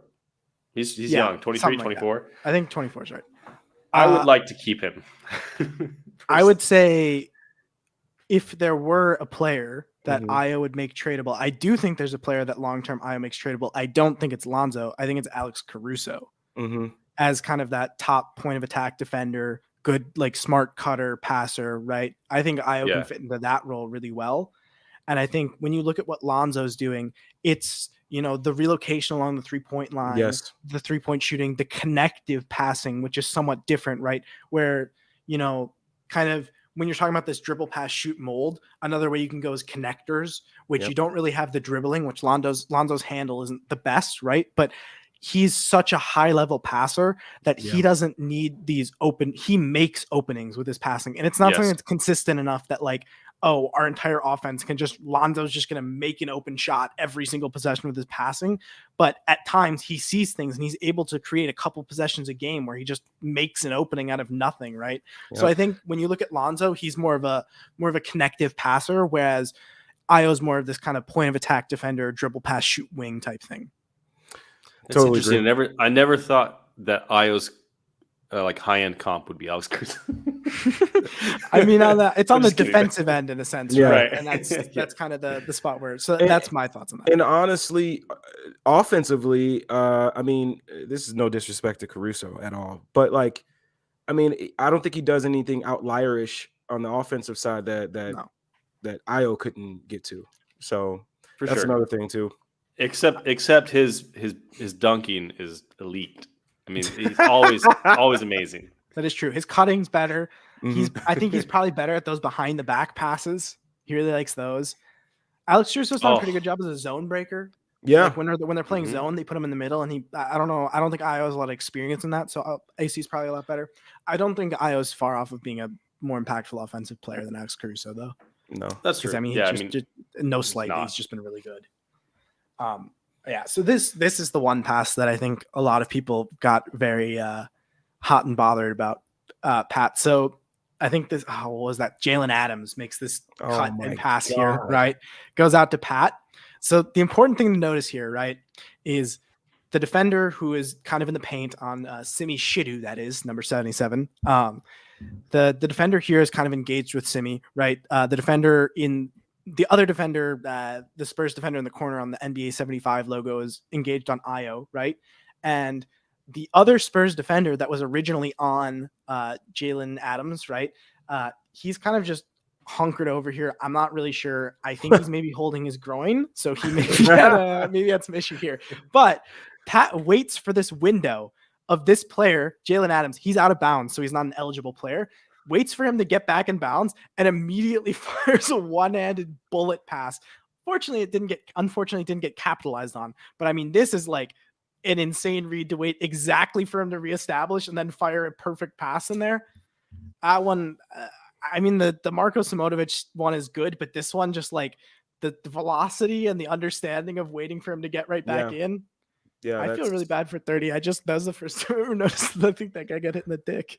That is exactly what was frustrating to me about Summer League is they saw the stat line, oh my God, Pat is regressing. He's having, he's not da da da da. And it's like, guys, like when you watch these games, like of course you want him to make every shot he takes, of course, but like let's watch these type of things. Like what type of passes is he making? Is he reading the defense when he's coming, like in ball screen actions? Like as a ball handler, what reads is he making? As a screener, is he making the right reads? Like in terms of like if he's gonna pop or whatever. But like that's the stuff you want to watch when you're in Summer League. And the stuff that I got hot and bothered over with Pat is his mid post touches in Summer League. Like that is like something I think that could be a part of his game once like the offense is he could be a little bit more effective. I mean, the hierarchy, he moves up a bit. I think his mid post touches were like really good.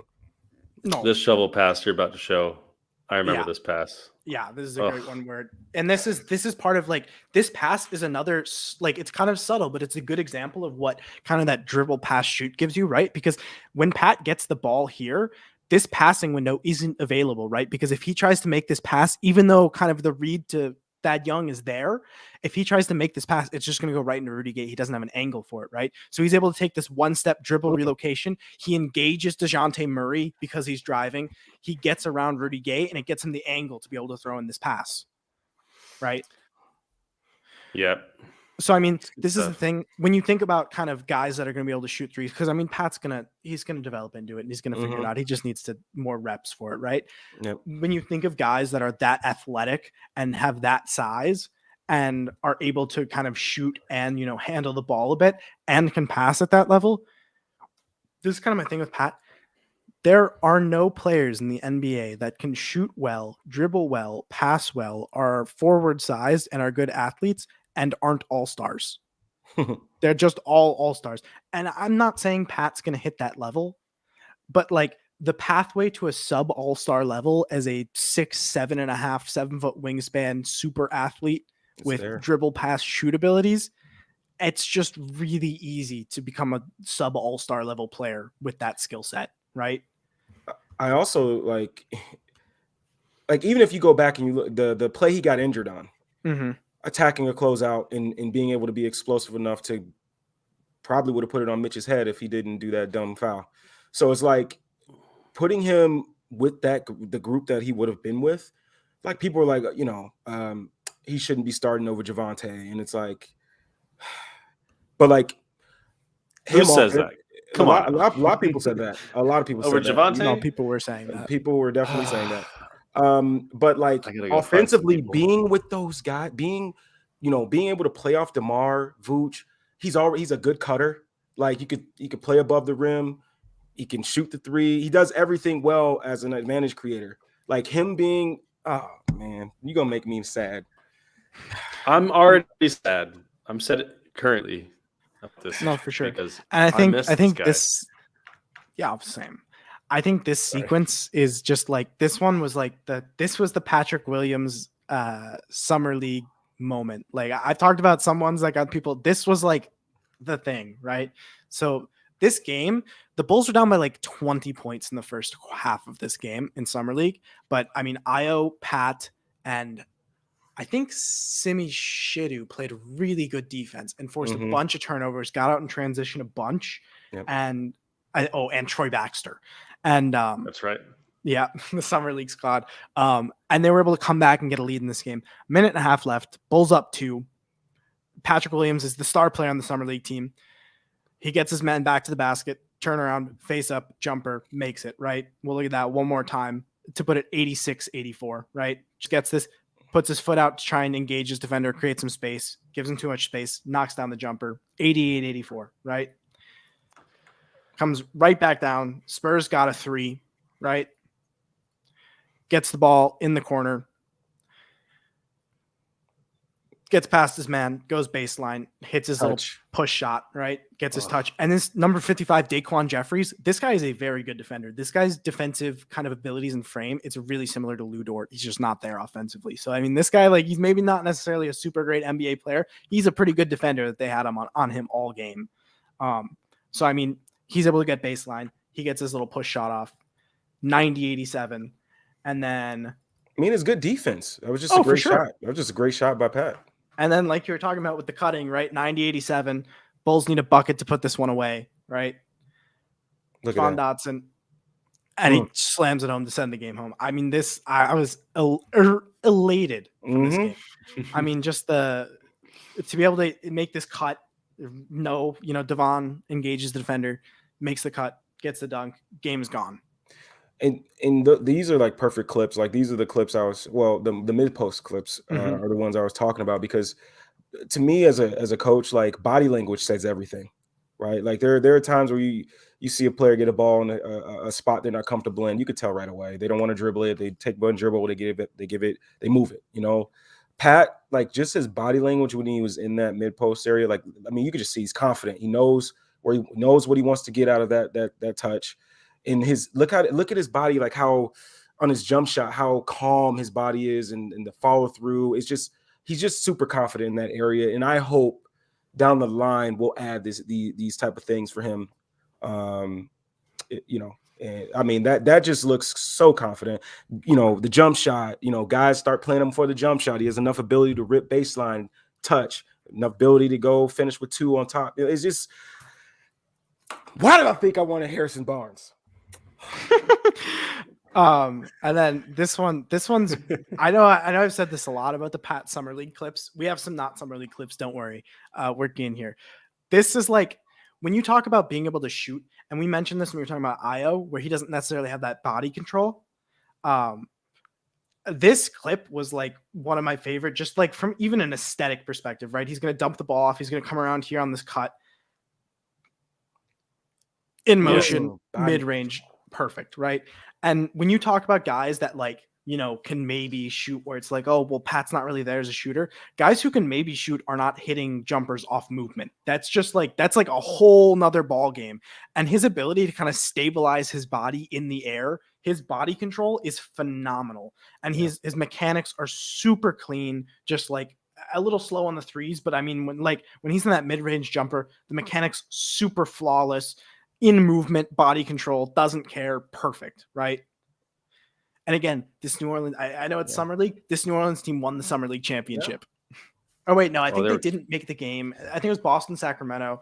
New Orleans was also undefeated, but didn't make the finals game. They didn't lose a game, whatever. But I mean, your point stands though, because Najee Marshall, good defender. Trey Murphy, good defender. Herb Jones, all of the not on Herb.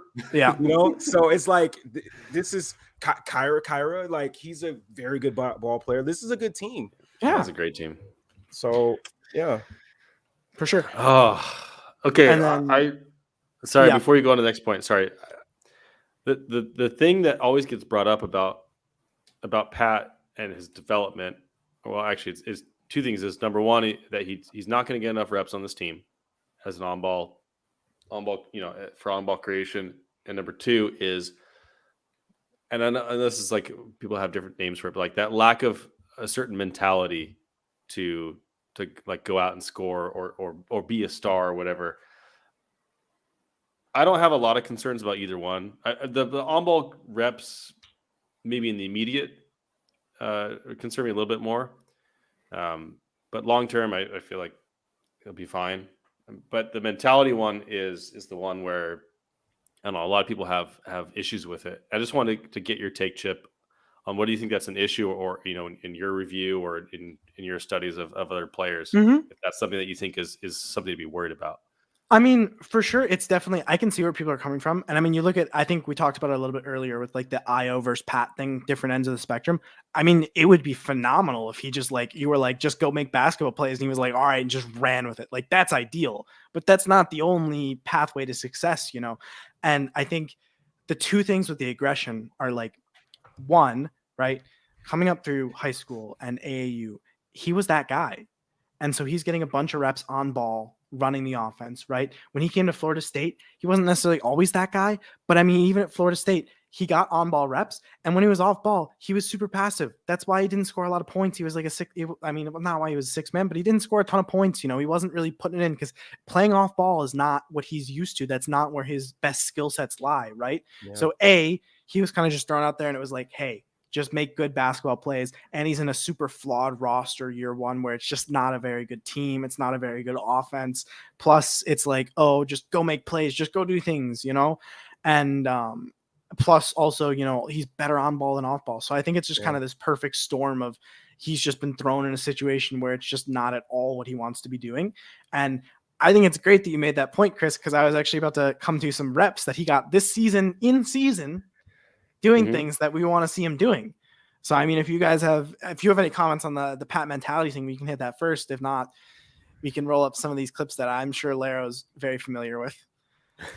I was going to say on the mentality thing. Larro lights his candle, gets his glass of wine, turns on these clips at night. This is what he does.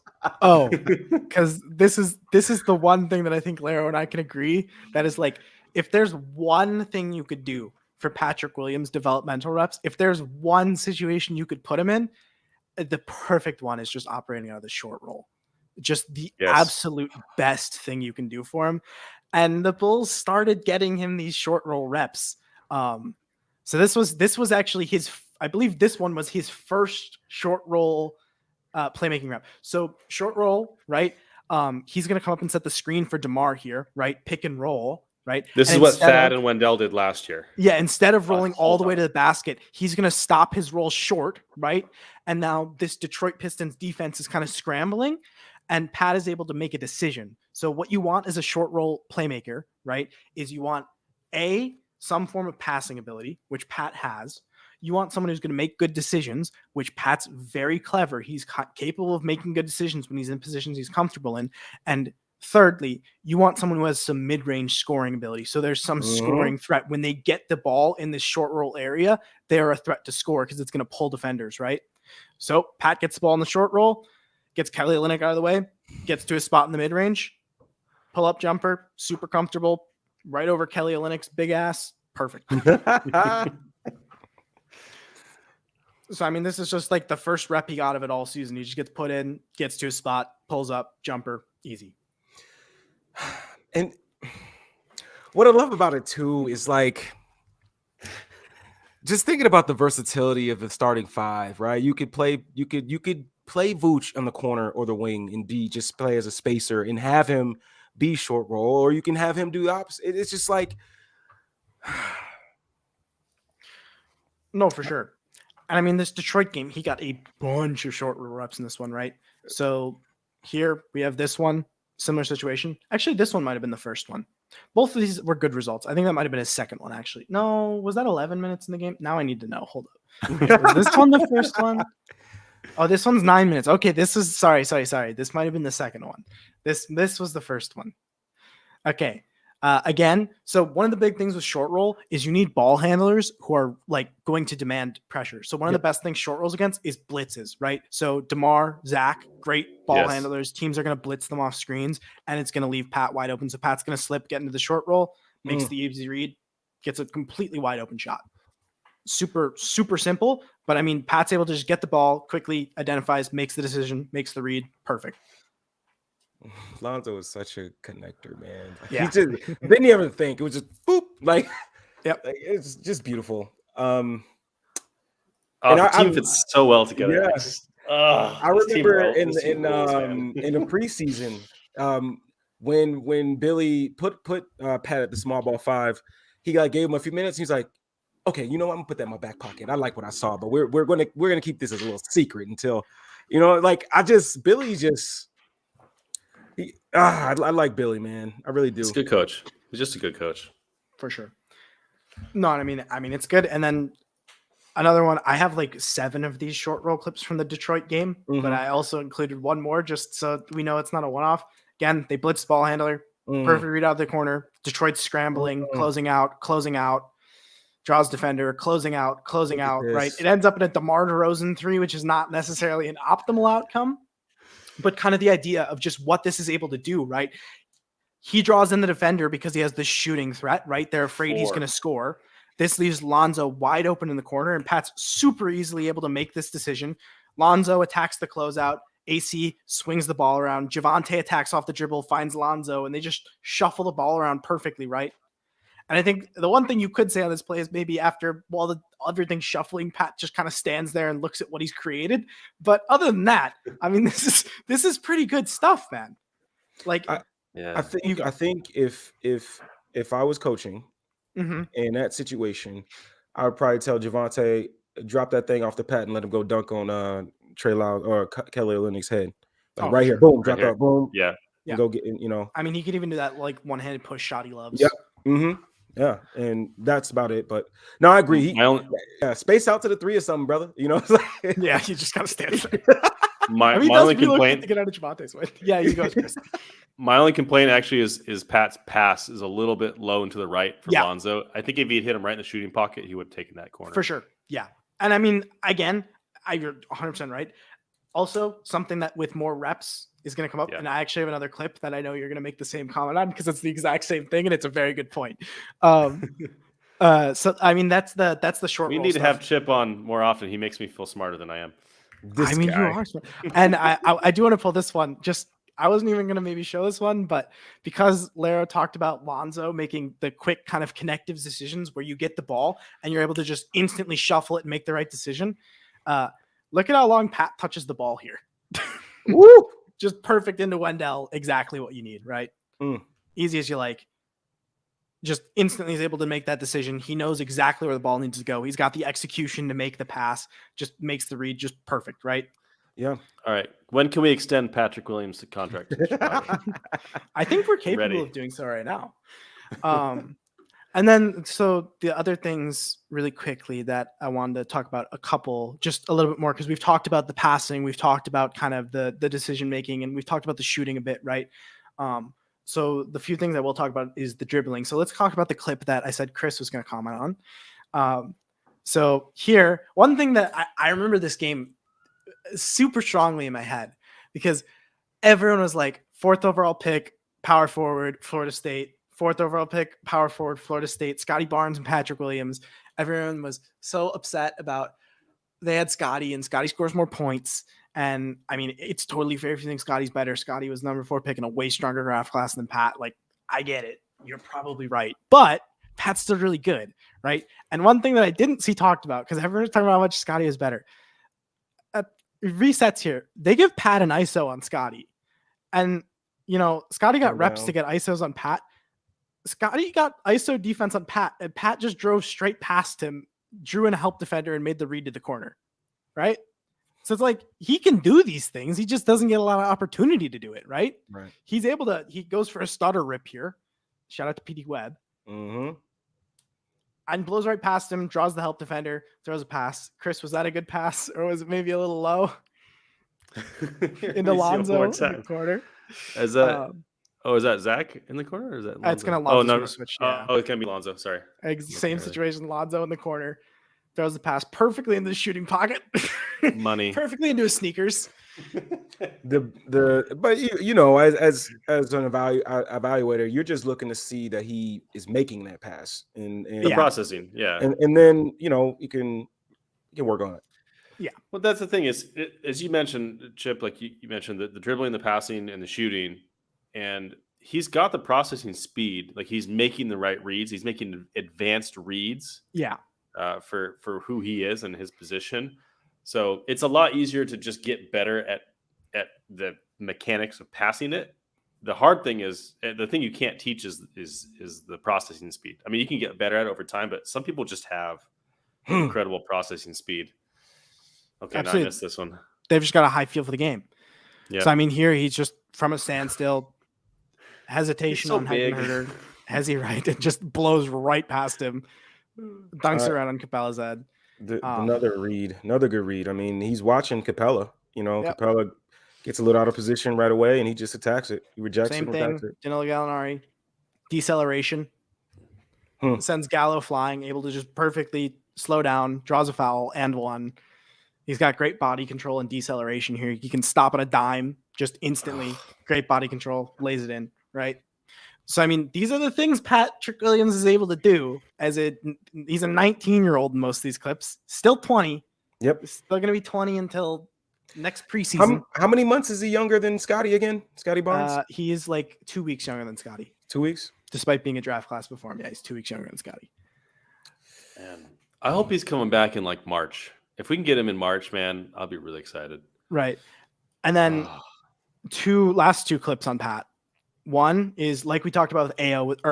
I keep doing that wrong. I don't know why. With Ayo. Hey, yo. Watching those videos, that's why. Yeah. He gets the closeout here. He attacks it. And right here, when he gets the ball, right, as a shooter, he can take this shot, but this is a lightly contested, like a pretty like medium, maybe contest three from Jared Vanderbilt. Jared Vanderbilt, rangy athlete, long arms. This is going to get pretty contested. So instead, relocates himself into the open space, Bang. Wide open mid-range jumper, gets himself a better shot. Well, also, I feel like something he's gotten a little bit better at this year, but you really noticed last year was the release in his shot was really kind of slow. He kind of has like a slow windup. It's gotten a little bit quicker, a little bit more fluid. At least in preseason and the first 5 games of the season, around when he played. But that's something I think he'll get better and better at. Is if he can get that shot off quicker, it just gives him more options, and they have to close it harder. Absolutely. And then the last thing I will put, which is I know. Oh, actually, I have a couple more. Sorry, because I have a couple defensive ones. As many as you need. You've got time. Okay. This one. So when the Bulls had Pat. One thing I've harped on a lot is having 2 screeners, right? Because the Bulls have all this passing, so you want to have a kind of motion-based offense, right? Similar to what like Golden State does, and even like to an extent Phoenix with all those passing and cutting and off-ball movement, right? You've got all these super smart, high-feel passers around, right? When you're trying to get advantages for all those passers, screens are like the easiest way to create these advantages. And when we had Pat, we had 2 screeners, so we loved running it. Flowing into our sets like this, right? Where basically Pat's going to come across, Vooch is going to set a brush screen to try and create some separation or maybe move the center into the action instead of the forward that's on Pat. And then he's going to come set a screen for Lonzo, right?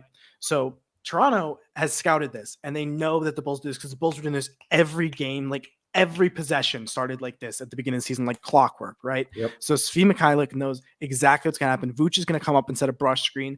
Then Pat's going to go across that screen. He's going to go screen for Lonzo. You guys ready? He's going to come up with this brush screen. He's going to go set a screen for Lonzo. Svi's ready for it, right? And you just whip in a little, instead of it, he fakes into the brush screen and just cuts the basket. And Lonzo puts a perfect pass, right? Yep. And just kind of the ways that you can kind of wrinkle things into the playbook like this just makes the offense so dynamic. Because Svi, you can see he's positioning to go around that screen. He knows Pat doesn't have the ball. Pat can't shoot. He's going to go around the screen so Precious isn't involved in the action instead of him, right? And because he's prepping for that, he's out of position, and Pat just cuts, and it's an easy basket just like that. Yep. I love this. It reminds me, we did some clips earlier in the year where the Bulls would run a Chicago action, but when Levine would come off that screen, he would immediately dive to the basket instead of coming out, and just to like throw him off, like start an action. Hey, they get them used to that action. They're like, okay, now we know how to defend this, and then they just throw a wrinkle in it and absolutely blow it up. It's awesome. Oh, for sure. It was brilliant to watch. Yeah, it's beautiful. I'm in love with this clip. It's such a guy. I love that one. All right, where's your candles, man? Come on. So I have, set the mood. I have a couple defensive ones really quick. Oh, here we go. So this one, so when you look at the Bulls' defensive system, right? Vooch is going to be like showing and recovering on these pick and rolls that a lot of teams are going to run against us, right? And because of that, a lot of times the roller will get open to the basket. So it's on kind of a weak side rim protector to pre-rotate and grab that roller. And Pat was kind of able to show signs of being able to come in from, I mean, this one's not necessarily in the same setup, but coming in from the weak side and getting these blocks. And he started getting more comfortable with making these rotations and seeing this stuff happening. And even when he doesn't, because like this one, he doesn't even react super quickly to this, but he's just so quick and so long and bursty that he's able to just get up and deny Kem Birch at the rim here, right? And I have a couple more that are even more just like kind of in that vein. This one's a really good one on, sadly, in the game against the New York Knicks. Obi Toppin's going to make the backside cut for a lob, and Pat's just super easily able to meet this guy at the rim, knows exactly what's happening, able to interrupt the lob, right? Yeah. I mean, even that clip, you know, like you just see the growth from year one to year two, because I feel like last year he would have got back up. Right, exactly. Either that or he's hugging his man too much in the corner, and just that clip right there just shows growth. So yeah, I mean, you can even see the little, like if we slow it down really quickly and you just look at Pat's head, because he's not looking at Obi at all here, right? You can look right here. He does a little head flick, and that's where he sees. That's why he knows that Obi's making this cut, right? And he's able to defend. Last year's Pat would not have made that head flick, and he would have got back cut, and Obi would have scored a lob right there. Also, too, like I'm pretty sure you noticed it, just that being able to see that, but also be able to almost like jump backwards and set his feet and jump in the air. Like that's hard to do, bro. Like jump backwards and then like try to explain. Like that's athleticism right there. Yeah, and Obi's no slouch there. Yeah, that Obi guy's pretty athletic too. And then this one's just like this one is the quintessential example of our defensive system at work, right? Yeah. Vooch is going to step up for this, and Pat's going to pre-rotate, and he's going to pin Precious' shot to the rim, plus a bonus Lonzo block at the end of that one. I mean, so what's happening here, just to like break this one down really quickly, we'll slow it down a little bit. So what the Bulls are going to do here is Lonzo's going to get screened. So Vooch is going to show. So he's going to step up to Fred VanVleet. Yep. And what he's trying to do is he's buying enough time for Lonzo to get back in front of Fred. And then Vooch will go recover to his man, right? So Lonzo gets screened.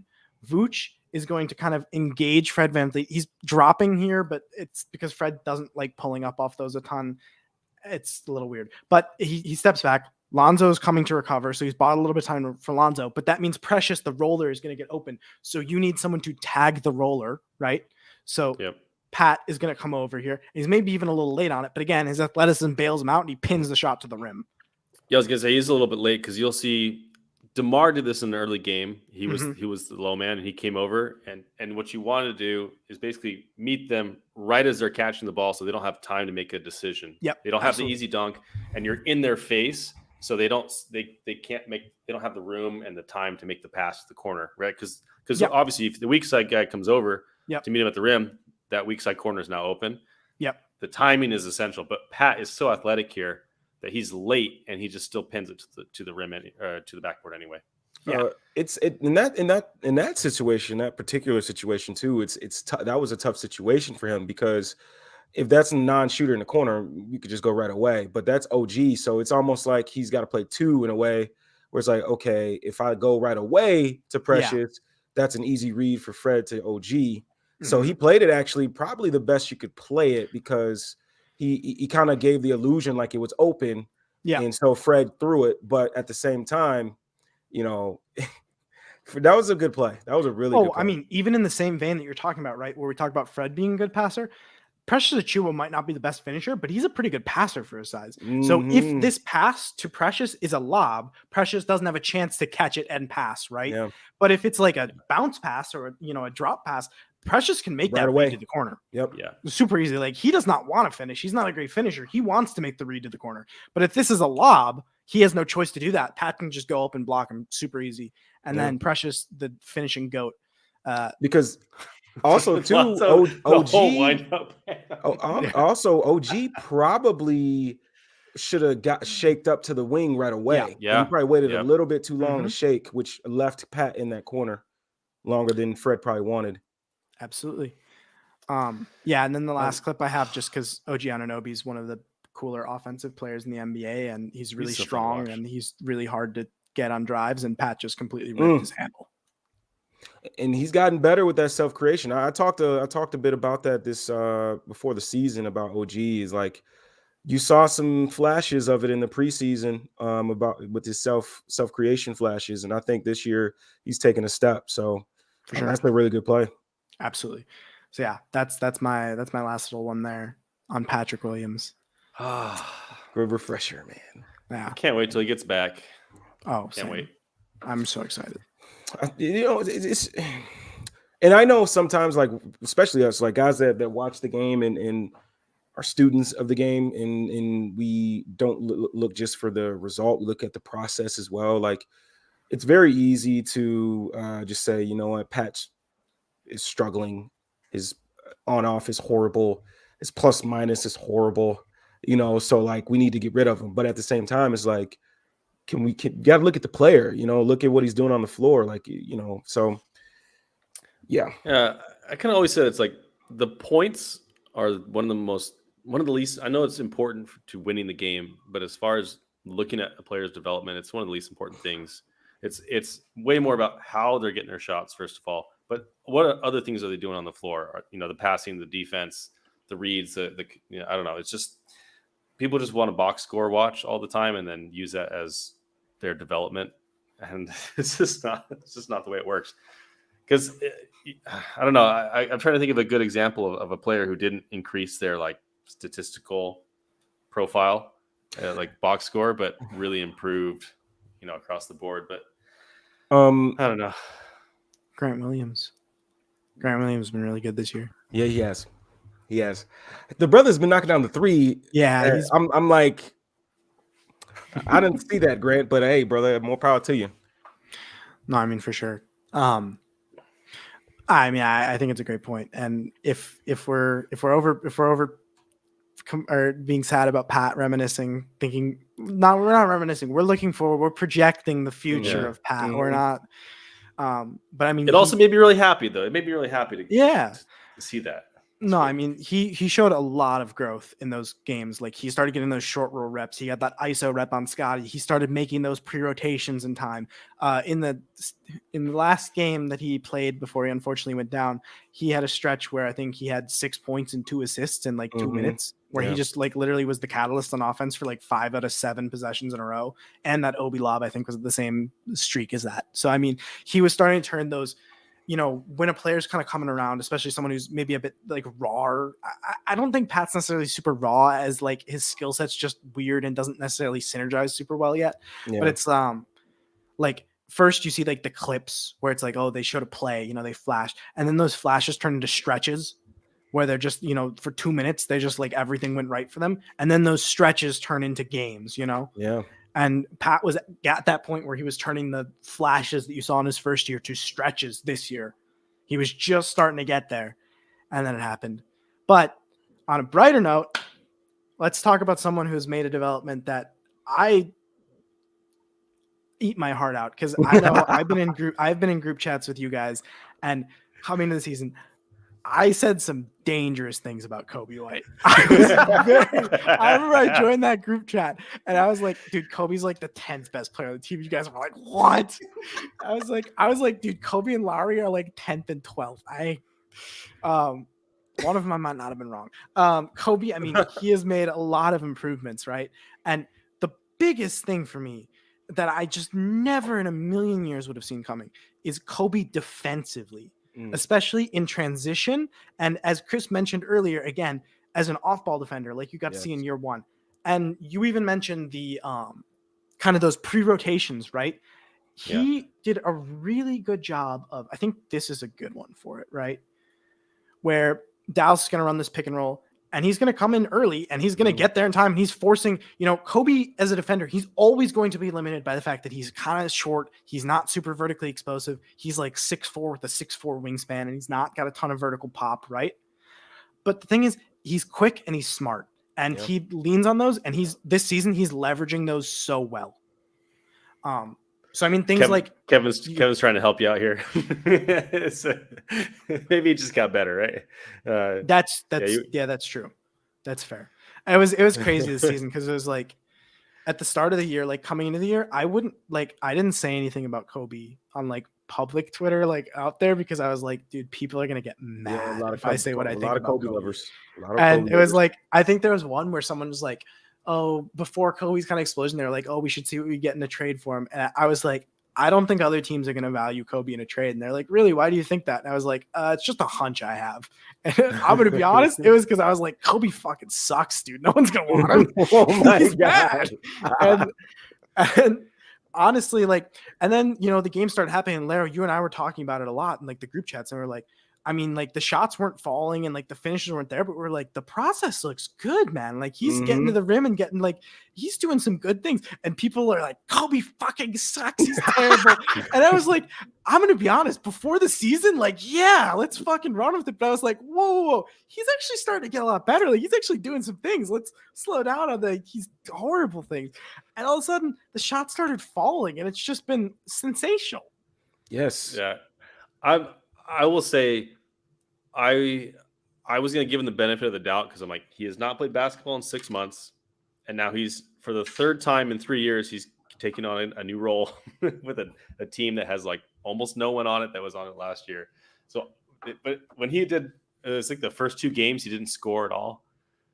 I was like, oh, I thought it'd be a little bit better than this. I thought it'd be inconsistent, but I thought he'd, just have like a rough shooting night.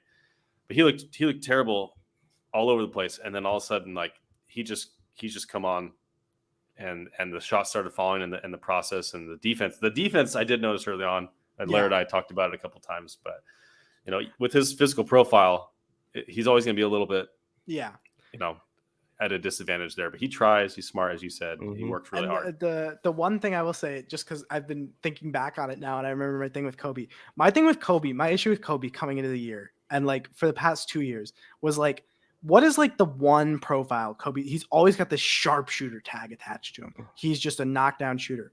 League average is 36%.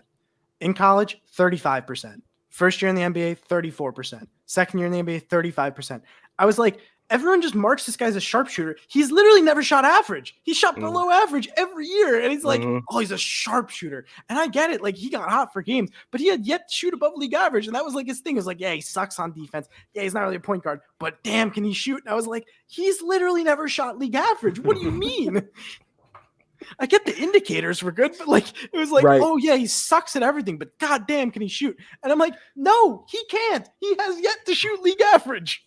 This sounds like another player on the Bulls that we remember is Lauri Markkanen. His career average was like 35-36%. And you're like, that's he's supposed to be good at, like, doesn't do anything else well at all. And still, yeah. But luckily, we're here now. Maybe not some things that recently happened, but Coby White recent progressions have been great. So I mean, for me, one of the biggest thing, and I'm gonna come out here and make this is my bold statement, right? Oh, I'm loving this. This is my hot take on Coby.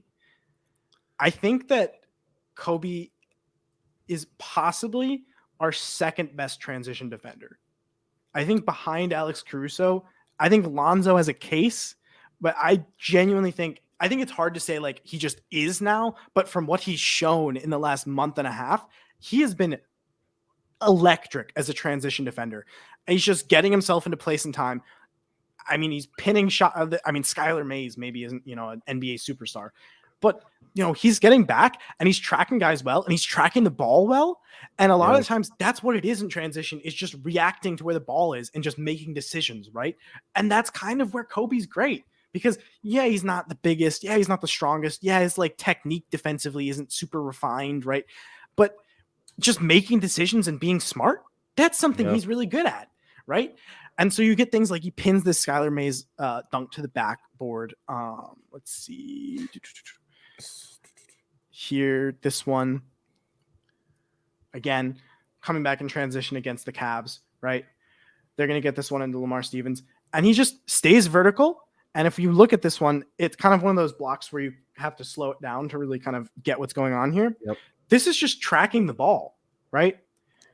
Lamar Stevens is going to Euro inside. Coby jumps up and he just finds the ball and just gets his hand to the ball. He's just putting himself in good position and he's tracking the ball well. And it's kind of, it's like, hey, that's really simple, but that's all it is. And he's just doing great. I mean, like, it's genuinely like other teams are getting transition possessions against the Bulls. And I see Coby back there and I'm like, hey, we got a chance at stopping this. And that's just not something I thought I would see. And it's not even just blocks either, right? Here we have Jaylen Brown coming down in transition and Coby just swipes the ball away. I mean, I guess that's kind of a block, but it's also a swipe down. I don't know. But I mean, even these plays that aren't necessarily event creation, because to be honest, to get these clips, I was just looking at event creation possessions on Instat. So, but I mean, he's just getting himself in position and he's just finding the ball. Yeah. And it's just been incredible. Because I mean, when you talk about Coby before this year, I mean, everyone say he sucks defensively. And I mean, in the half court, he still has his issues, but he's gotten better in that aspect too. But in transition, he has genuinely been electric as a defender. Yeah, man. I totally agree. And I hate like saying these things, like saying things like this, because I don't want to come off as like a know-it-all or someone that is like talking down to people that don't watch for these things. But like, these are the things you have to watch for. You have to really pay attention to these things. And sometimes it's about watching games, watching a quarter over again, or watching the whole game over again, and maybe picking up things that you didn't see the first time you went through. And like, this stuff matters, like stopping easy baskets on a break, that matters. So this is good clips, man. Really good clips. No, for sure. And then like Kris talked about with the kind of pre-rotating, Coby's done a really good job. I mean, this one, he's going to foul Robert Williams, but this is just an easy 2-point basket. Instead, you're sending a 69% free throw shooter to the line. It's pretty nice. Yep. Yeah, the timing on it is so good. Mm-hmm. Again, like, and I think there's a couple clips in the Dallas game, which the Dallas game didn't go great. They cooked us with that drag early exit PNR thing that they just run every possession now. That's like the one thing Jason Kidd's found out his like cheat code and just goes to it every possession. Mm-hmm. But like, he's just done a good job of he's just beating Luka to his spots. Luka's not super quick, and Coby just gets to the spots before him. Yeah. And he's been able to take advantage of that. And I think there's another one here where like, he's not even the primary guy in this action, right? He's covering the screener, but he comes in and it's not even his job to track Luka here, right? Yeah. But he's on Reggie Bullock, but he takes it upon himself to just beat Luka to his spot and just forces him into a really hard shot. And I mean, this stuff matters, and it's incredible. And it's kind of like Coby's coming to this position where it's like, you don't want him on ball, but like, if you can have him off ball, he's getting close to being a defensive positive as an off ball guy. Right. Yeah. And again, a lot of times it's kind of like, when people think about defense, you think of like Coby White and you're like, oh, how will he match? I think there was I can't remember who it was, but there's someone on Twitter before the season where I was like, oh, Troy Brown's kind of a forward, but he's better at guarding guards. And it's like, yeah, but Kobe's going to be guarding guards and Troy's going to guard forwards. Why would you want to put Coby on forwards? And it was like, if Coby sucks at defending guards and he sucks at defending forwards, there's not really much of a difference, right? So you put people in positions to succeed defensively, you put them to where they're good at, right? Coby's still he's not like, he's gotten better navigating screens, but he's still not really great at it. And he's not super great at staying in front of guys and staying tight to guys on the perimeter, right?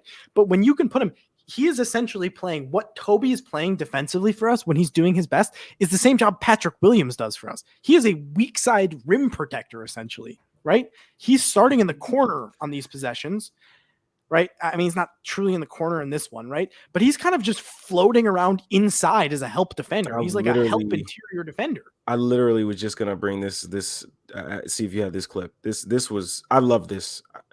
I really did. Yeah. And I mean, on this one, Coby's not like, he's not going to stop Jared Allen. It's just Jared Allen's incredibly big, incredibly strong, explosive athlete, great finisher. But the fact that, and he doesn't stop, Jared Allen just blows right through him, right? But Jared Allen has to take an extra second here to blow through Coby, and that buys Vooch enough time to come over and block the shot.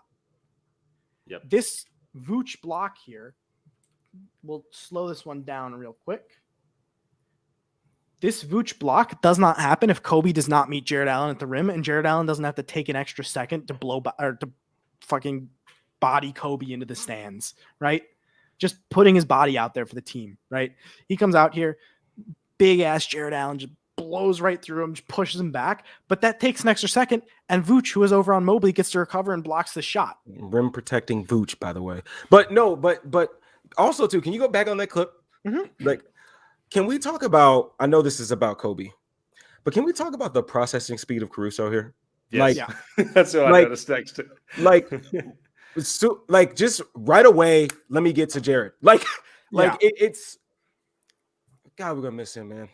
Yeah, he's very good. And he stunts on this Darius Garland PNR, right? He stunts on it and immediately recovers because he knows he's stunting and recovering instead of because he doesn't want DG to go for a pull-up. Yep.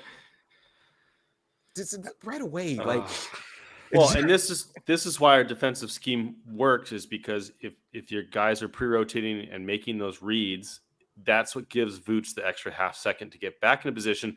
Now he's got 2 feet on the floor, ready to make a good rim protection attempt on Jared Allen, whereas otherwise he'd be 1 foot or getting back in the play or missing. I mean, those there's a game of inches, and so in the game of half seconds, tenths of seconds.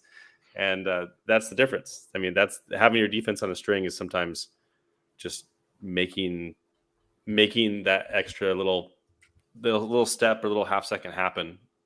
Absolutely. And I think kind of the one thing that like even I've had trouble with this at times when like thinking about players and talking about stuff, like we have a tendency as fans to kind of look at basketball in a binary sense where it's either like a player can shoot threes or he cannot, right? But it's an entire spectrum and there's so much there, right? And oftentimes that gets missed because if you look at a play like this, right? We'll slow this one down really quick. So this is what DeMar and Coby are prepping for. This is a side pick and roll. The Bulls ice side pick and rolls, right? So that would mean DeMar's on the wrong side of the screener because this one's a little bit scuffed, right? But DeMar is essentially going to deny the screen so this ball handler can't go back to the middle and use the screen or go across the screen, right? And Coby, because DeMar is denying the screen, DeMar's not denying the drive. So it's on Coby essentially as our center in this ice coverage to stop the drive, right? And Coby A tags the roller. B here's an ice coverage, sending him to the baseline, absorbs the driver. And yeah, Coby's not super long. He's not able to block that shot. He's not able to wall off, but he makes this a harder look. Even if he's not the best defender in this, this is way harder than if he didn't do these things. Shout out Coby, man. For sure. Shout out Coby. And I mean, there's even plays like, I think I have it here. Yeah, here, Kyle Kuzma took advantage of him a couple times in the Wizards game where it's like, Coby, why is this clip so bad quality? I don't know why this one's so pixely. Whatever. Coby makes the pre-rotation here for Kuzma, but Kuz just finishes right over him. Yeah. Because he's just too small. And that's going to happen because Coby White cannot be your primary rim protector because he's not going to be a defensive player of the year center. That's just not going to happen, right? And sometimes this is going to happen. A lot of the time it's going to happen. But the thing is, like we've been talking about, it's a game of inches, right? Last year, the Bulls team were terrible. We had a net rating of -1. Per 100 possessions, we were being outscored by 1 point, right? And I did an article before the season talking about how the Bulls can get a lot better really quickly and how, they're not that far away, right? I looked into it. Teams that have a net rating of 2.9 or higher. So you're outscoring your opponents by 3 points per 100 possessions. Pretty thin margins. Since, I think, 2008, every single team except one has won at least 48 games that had a net rating of 2.9 or higher. And the team that didn't was the Spurs in a shortened season that were on pace to win 47. So, I mean, like, if you could outscore your opponents by 3 points per 100 possessions, you're winning 48 games most of the time. I think the average is like 51. You're a 50-win team if you can outscore your opponents by 3 points. Yep. That's what the Bulls are doing. Absolutely. And we're on pace to be a 50-win team. Yeah, even though my point differential is suffering right now. Enthusiast. Yes. It's killer. And then this one is crazy to me because this is this one, he's matching footwork with the driver and just beating him to his spot. Yep. This is just good footwork and Coby being really fast, right? This screen from Freddie Gillespie, not super great. Coby just goes under because Hassani Garvett's probably not going to pull up for a 3. And Kobe's just shuffling. He matches footwork with him really well. And Kobe's just really fast. And Garvett or Gravitt, I'm not sure which one it is, sorry, isn't able to get past Kobe. He's not able to blow by him. So he's forced into some pass because Kobe's doing a great job contesting and Troy's able to get an easy steal. Yep. Just because Kobe's he's doing things, man. Yep. He's just doing things. Sometimes go ahead, Kris. Go ahead. Sorry, I think Troy Brown Jr. sometimes he's another player that I think does a lot of things that don't get noticed. Yeah. He has moments where he doesn't do the right thing, but he's always active. He's always doing stuff out there that you go. Sorry. It's good. For the most part, I feel like is a positive impact, even if he's not making shots and stuff. No, my quick comment on Troy is we talked about Ayo with the dribble pass shoot thing and how shooting is the easy, and Patrick, shooting's the easiest one to develop. That's why they traded for Troy, because he can dribble and pass. And they're just like, well, if he can learn to shoot, he's going to be really good. Yeah. Yeah. Yep. He's a good dribbler and a good passer. Like Troy makes some amazing passes. Oh yeah, and that's why they traded Gafford, is because a backup center is not as valuable as a dribble pass shoot wing. They'd rather have a 40% chance at a dribble pass shoot. Well, not 40, but they'd rather have a 15% chance at a dribble pass shoot wing than a backup center.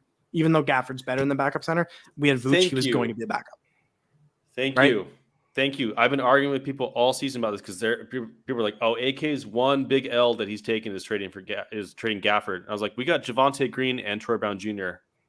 Out of that deal, and Daniel Tice, and Daniel Tice for the half season." Yeah. It's like I don't know. And it's like Gafford is a nice player. I like Daniel Gafford. I think he's going to be really useful for the Wizards.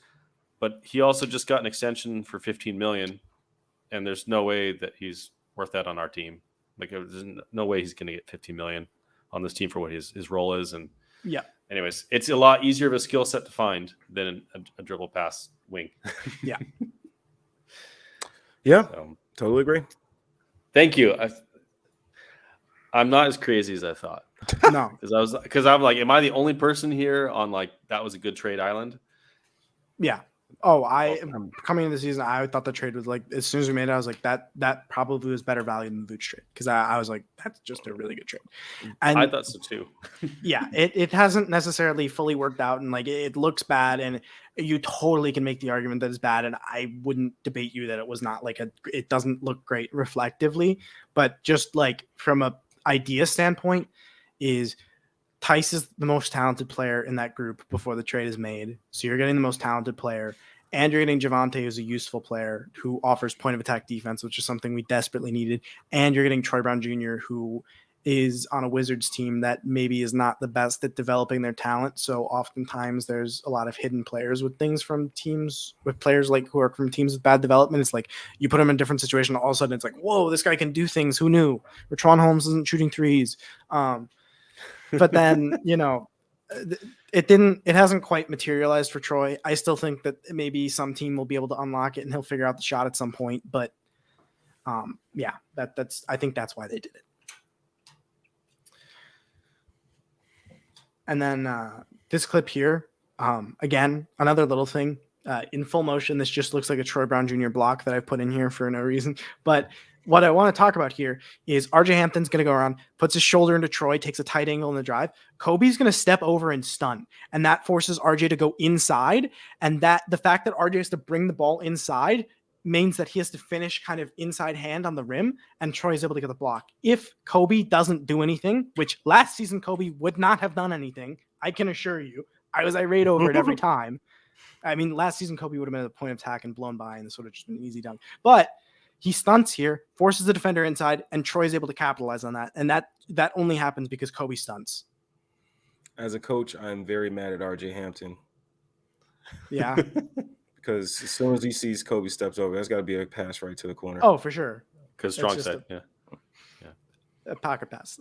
But still, I mean. Yeah, no. Yeah. Point still stands. Yes, absolutely. I mean, he's just done a good job.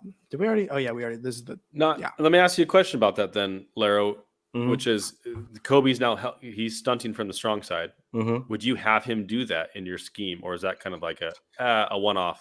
I think don't do that. I think it depends on the player that you have in that situation, because if you have somebody that's slow-footed, you kind of you don't want to, because you'll give up that 3 in the corner every single time. But I think Coby's quick enough to stunt and be able to get back to put even though he's got T-Rex arms, but he's still able to put a hand up and contest it. So I think it depends. Like if it's DeMar,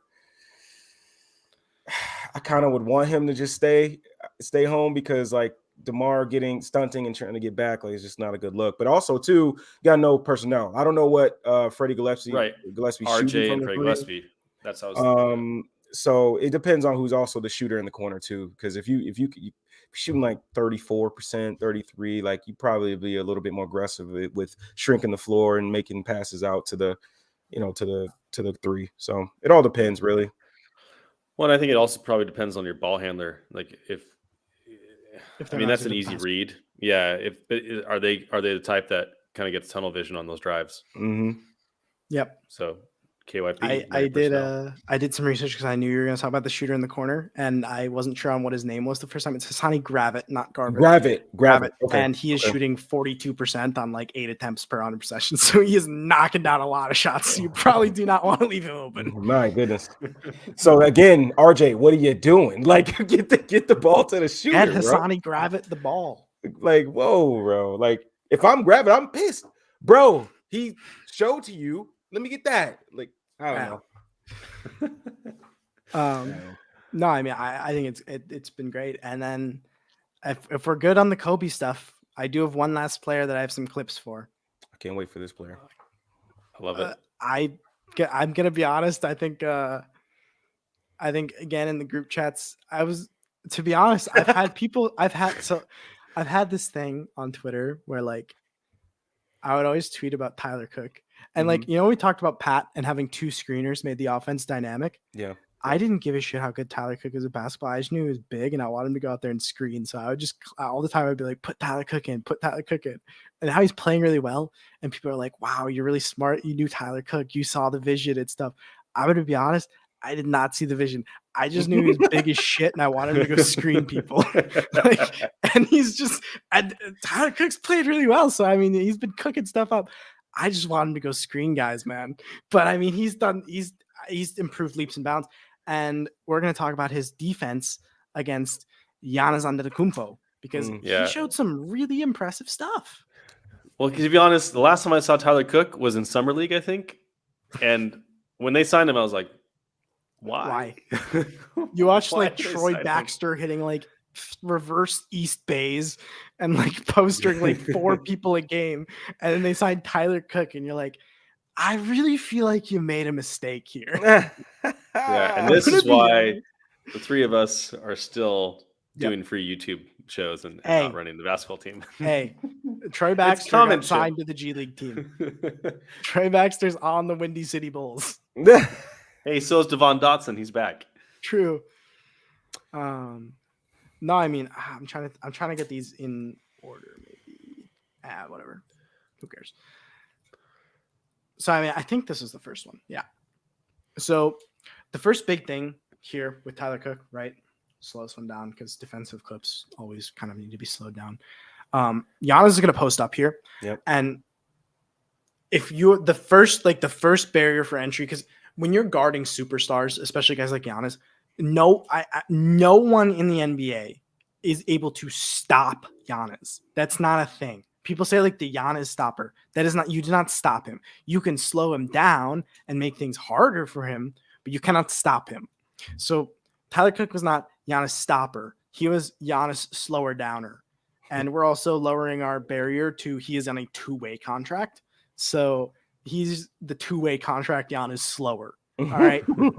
So the first barrier for entry, if you want any hope of trying to stop Giannis, is strength. Because if you're not strong enough, he's just going to throw you into Rosie, right? And he posts up on Tyler Cook, and Tyler's able to stay strong.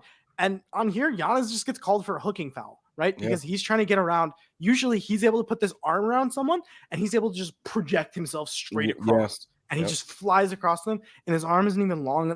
It's a hooking foul every time. But his arm isn't even long enough for him to get called for it, right? But Tyler Cook is very strong. Yeah. And Giannis isn't able to push him out of the way, and Cook's able to just kind of stand ground and just draw this hooking foul. And he did this, I think Giannis had 3 offensive fouls. One of them got challenged and changed, so it was only 2. But, I mean, Tyler Cook on a two-way contract is drawing offensive fouls on Giannis just, first thing up because of his strength. He's really strong. Yeah. I mean, look, Giannis fell trying to... You saw Steven Adams pick up Tony Bradley. You see Tyler Cook picking up Giannis. We are not the same. Amazing. Oh my gosh. Yeah. So then that was the first stuff. Then, dude, I remembered the order. So then in this one, again, looking at the way the Bulls are covering this, it's kind of a side pick and roll. It kind of transposes into a position that's like a side pick and roll, right? So this is basically ice where DeMar's in position where if Giannis were have just been a screener, DeMar would be there to deny the screen and Tyler Cook would have to meet the driver, right? So the thing I really liked about this one is number 7, he who shall not be named, is going to make this pocket pass into Giannis here. And Tyler Cook, really strong, also pretty quick on his feet because he's able to rotate super quickly to get in front of Giannis here. Yep. And I mean, this is another thing where it's kind of like the quickness and the strength, right? You've got to be able to get both. He got there so quick. Vooch oh shit, okay. Well, yeah, let me get out of here. Let me get out of here. Oh shit, I'm not needed here. He's like, fuck. And Vucci's reaction was okay, you got it, Tyler. I'll get out here. Yeah. So I mean, this one really stood out to me. I was like, whoa, what the heck? And this is where I was saying things in the group chat where I was like, Tyler Cook's really doing things. We should look out for him. And Mark Schindler's like, yeah, Tyler Cook chip. And then he was watching the Bucks game, and I was like, no, I'm being serious. And he was doing things. So then this one I really love, and I think this one shows why kind of. I don't know if Tyler Cook's ever going to be a guy, even someone you want on a full contract. He might be out of here this end of this year. I don't know, right? But I will say we have a lot of power forward minutes available. He had a really good showing last night. And I think, if he gets a lot of minutes, maybe, we can, we'd rather be developing Pat, but I mean, hey, he's not here. So we can develop a little bit of Tyler Cook and see what we can get.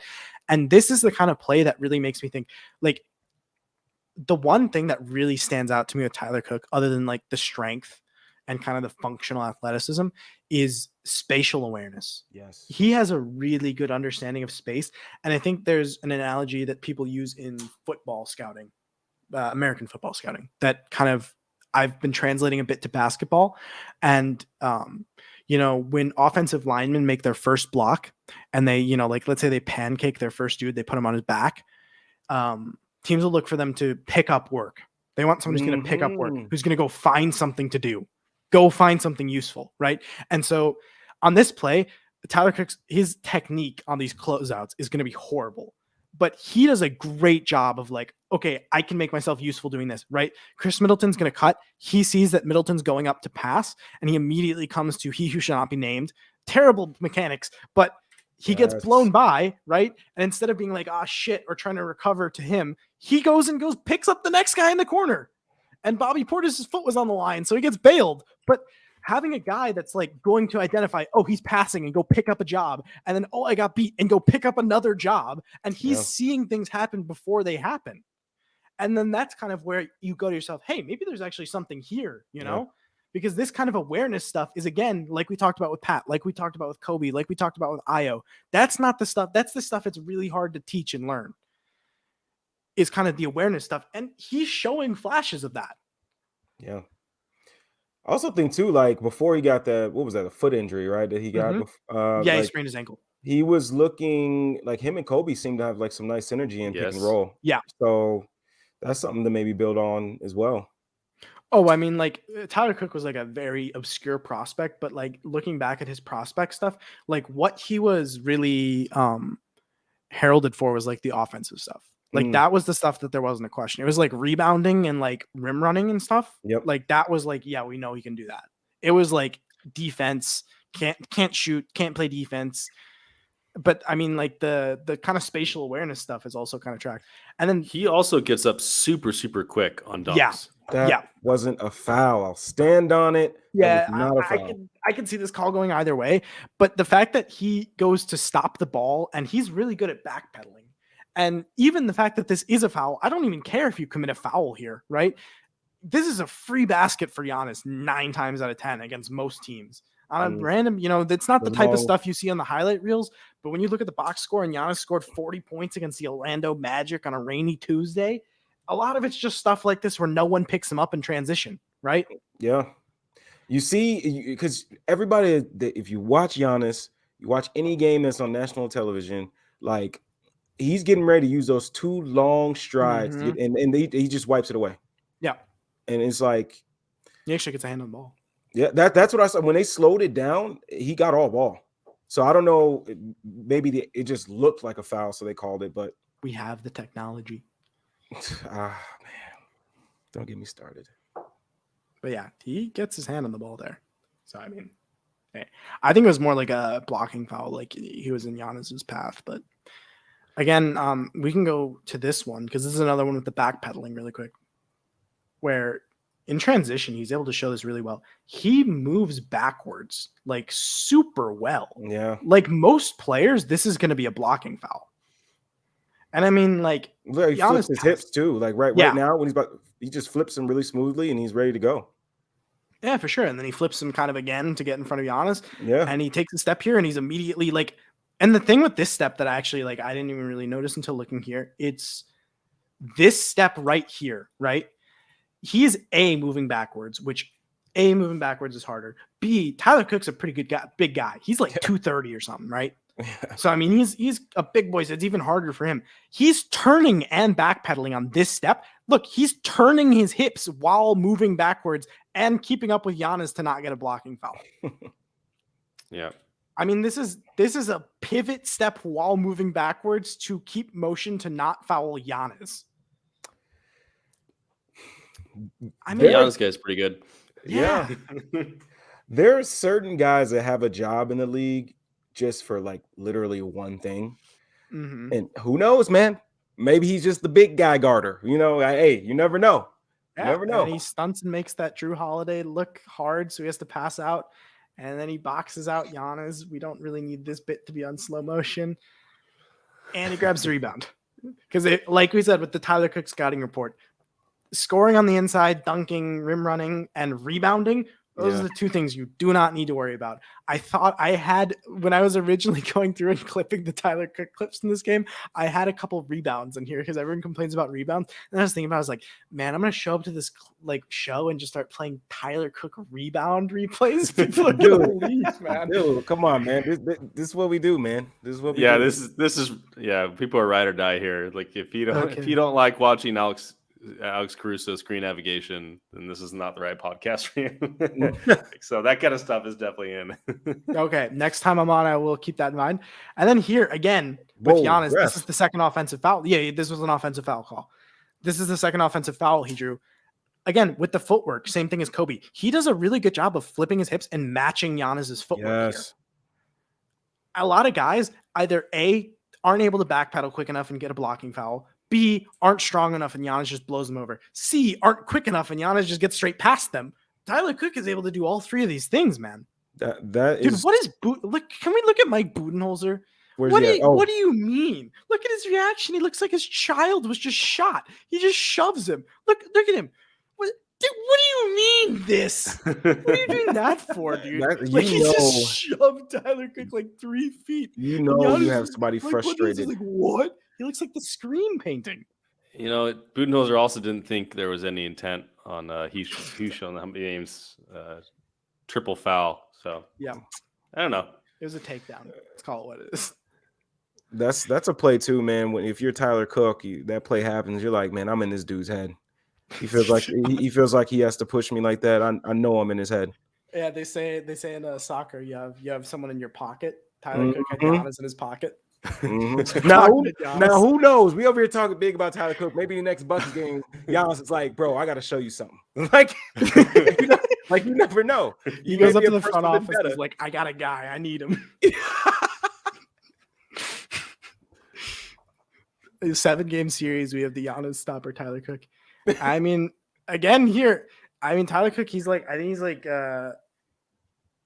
84-inch wingspan, so he's a 7-foot flat wingspan, and he's measured at like 80, and I think he's 80 and 84 and a quarter, and he's 80 and a half height. So he's 6 foot 8.5 with a 7 1/4 wingspan. I mean, he's able to, again, Giannis posts up. We can slow this one down. Okay, first thing here, right? We've already talked about him, but this is really good from Ayo. Like the little things, like this little like dig and forces Giannis into like kind of having to make his dribble a little bit awkward. This is good. Like, look at that. He swipes at the ball, forces Giannis like kind of loses his handle and has to do the Russell Westbrook iconic like get the dribble back going thing that he's been doing all year. That's exactly what I was thinking of. But he's just like hitting the ball like, please. No, I mean, he does that. And so, I mean, he gets a little help to put him in that disadvantageous position. Again, Vooch is like, it was definitely in the report that, like, Tyler Cook on Giannis, you got to help. And he's able to hold up. And Giannis tries to switch this one over because Vooch is helping from the baseline. And Cook gets his hand in there and just strips him. Love it. Just dispatching Giannis. And Chris Middleton in the corner, he's like, bruh, Giannis. Dude, this guy's on a two-way, man. like his reaction, bruh. Come on. The hands down, everything. Tyler Cook, bro. They in the huddle. Tyler Cook. Just saying, when Giannis doesn't win MVP, it's going to be because of these clips. You're like, yeah, but did you see two-way Tyler Cook lock him up? Dude, he got clamped in his pocket. So I mean, this is the last clip I have. Another transition defensive possession where Giannis gets the ball and just swipes down and yoinks it, man. And this is like a minute before the other one, I think. So this is like, that's probably why Chris Middleton reacted like that, because this is 11 minutes in the third. What is the other one? Middleton's like, again, come on, man. And this one's 10 minutes. This is a minute later. That's definitely why. It's the second time. I guarantee you, when the Bulls play the Bucks again, Giannis is going to try his best to dominate Tyler Cook, and we're going to need to see it again, Tyler. Wait. The next one's March 4th, right? March 4th. Yeah. Oh, wait, well, maybe Pat's back by then. Maybe Tyler Cook's the future of the franchise by then. Well, let me ask you something. Since Tyler Cook can rebound and move his feet well, backwards and move his hips well, do you think he can serve as our kind of small ball 5, kind of hybrid for the time being? Yeah, absolutely. I mean, in this game, he essentially was playing 5. Yeah. Vooch was on Bobby Portis, who was just spacing the floor. So Vooch was just kind of standing in the corner on Bobby a lot of the time. The look on Vooch's face, though, every time Giannis had the ball and Tyler Cook was guarding him, was like, he's like, "Do you need help? You need help? I'm here. Right. I'm here. Okay. I'm helping. This is the scouting room. This is the system. Tyler, you're supposed to let him by so I can help. Right. Hey, Vooch Oh my god. 5 fouls in the Bucks game, so Yeah. No, I mean, it was hanging by his thread at the end there. Tyler Cook had 5 fouls too, and there was one Yeah. that I posted on Twitter that was like his second foul, and it was like a second one pretty early, and it was like Giannis got the ball, missed a shot. Coby went up for the rebound. Giannis went over the back to like rip it out of Coby. And then he just kind of throws Coby to the side while Kobe's like, I guess, kind of touching him. And Tyler Cook's just standing there and just pull the whistle and call a foul on Tyler Cook. And it was like, what? He's just standing there. He didn't do anything. He's literally just standing there like Kobe this while tried his Giannis hardest. is I facing saw the that one. other direction. And they call a foul on him. And then in the fourth, he had 5 fouls, so he couldn't be as physical. It was like, man, if he had 4 fouls and an extra foul to play with, that really would have been cool, man. Kobe tried his hardest to rip that ball, and Giannis was just like, bro, give me the ball. Hell yeah, Nippy. As an Iowa Hawkeye basketball fan, I think he's like 260. He might be. He's big boy. He's a tank. So I'll put that one up again. He's saying it makes me happy to see Tyler showing things. For sure. He's great. Actually, you know, the one guy, Troy. Oh, for sure. Yeah. I thought about it. I was looking at Tyler Cook G League film. I was looking at like the possession clips, and I thought about pulling up Tyler Baxter possession clips because you can just go to like skills and like dunks will be one of them. And I thought about just going to the Troy Baxter dunks and it'll just play me every clip of Troy Baxter dunks. And I was like, man, I'm really tired. But if I wasn't out, man, Tyler Cook, man, please. I've held in my my thoughts about Tyler Cook. At the beginning of the season, I remember I forgot who we had on as a guest. Oh, Elias Schuster. Mm-hmm. We had Elias Schuster on, and I'm like, should I say this? They'll probably look at me like I'm a dumbass, but I was like, what if we bring Tyler Cook in, you know, for like a more traditional forward? And I remember they were like, maybe. I'm like, maybe it was dumb, but like, I don't know. Like I always thought, like I was seeing him, and in Detroit, he did some good things when you would see him. You know, from time to time. So, Larro, listen, every time we've been on this podcast almost a year. Every time you preface something saying maybe this is dumb, it's always one of the smartest things you've ever said. Like, every time, it's always prescient. So stop doubting yourself. I think that's part of why Larro and I get along so well when talking about basketball, because I think we're both very creative. And like a lot of the times it bites us and makes us look dumb because we'll be like, maybe there's a way you could kind of morph this into like getting some value out of this. And it's like, what are you talking about? But then there's times where it's like, man, like Tyler Cook, like just give him some minutes, man. He can go screen and stuff. And then like, hey, he's actually kind of good. Rim pressure on rolls, baby. They've seen him throw it down. Vertical spacing, baby. The only person they've brought in so far that I just haven't seen the vision on yet is Matt Thomas. I don't get me started. As soon as you said the only person they brought in so far, and I was like, Matt Thomas. Like, if he's not like there's games where he's making shots, and so what he does on the other end, it kind of hurts less. But like the games where he's not making shots, and then they go down. I remember the Wizards game. At their place, he's getting good looks and not hitting them, and Bradley Beal's headhunting him. Nope, you guarding him, you come set the screen. And it's just like, over and over. Why is he here? Like, Bradley Beal had 17 assists because he would get Matt Thomas and we would rotate like 3 players and then he would back cut. Just get I mean, the man's trying out there. Like, I'll give him credit. He's trying out there. He just doesn't know what he's doing. He's not quick enough and fast enough and strong enough and tall enough to do it. There was a clip we showed on the show, Chris.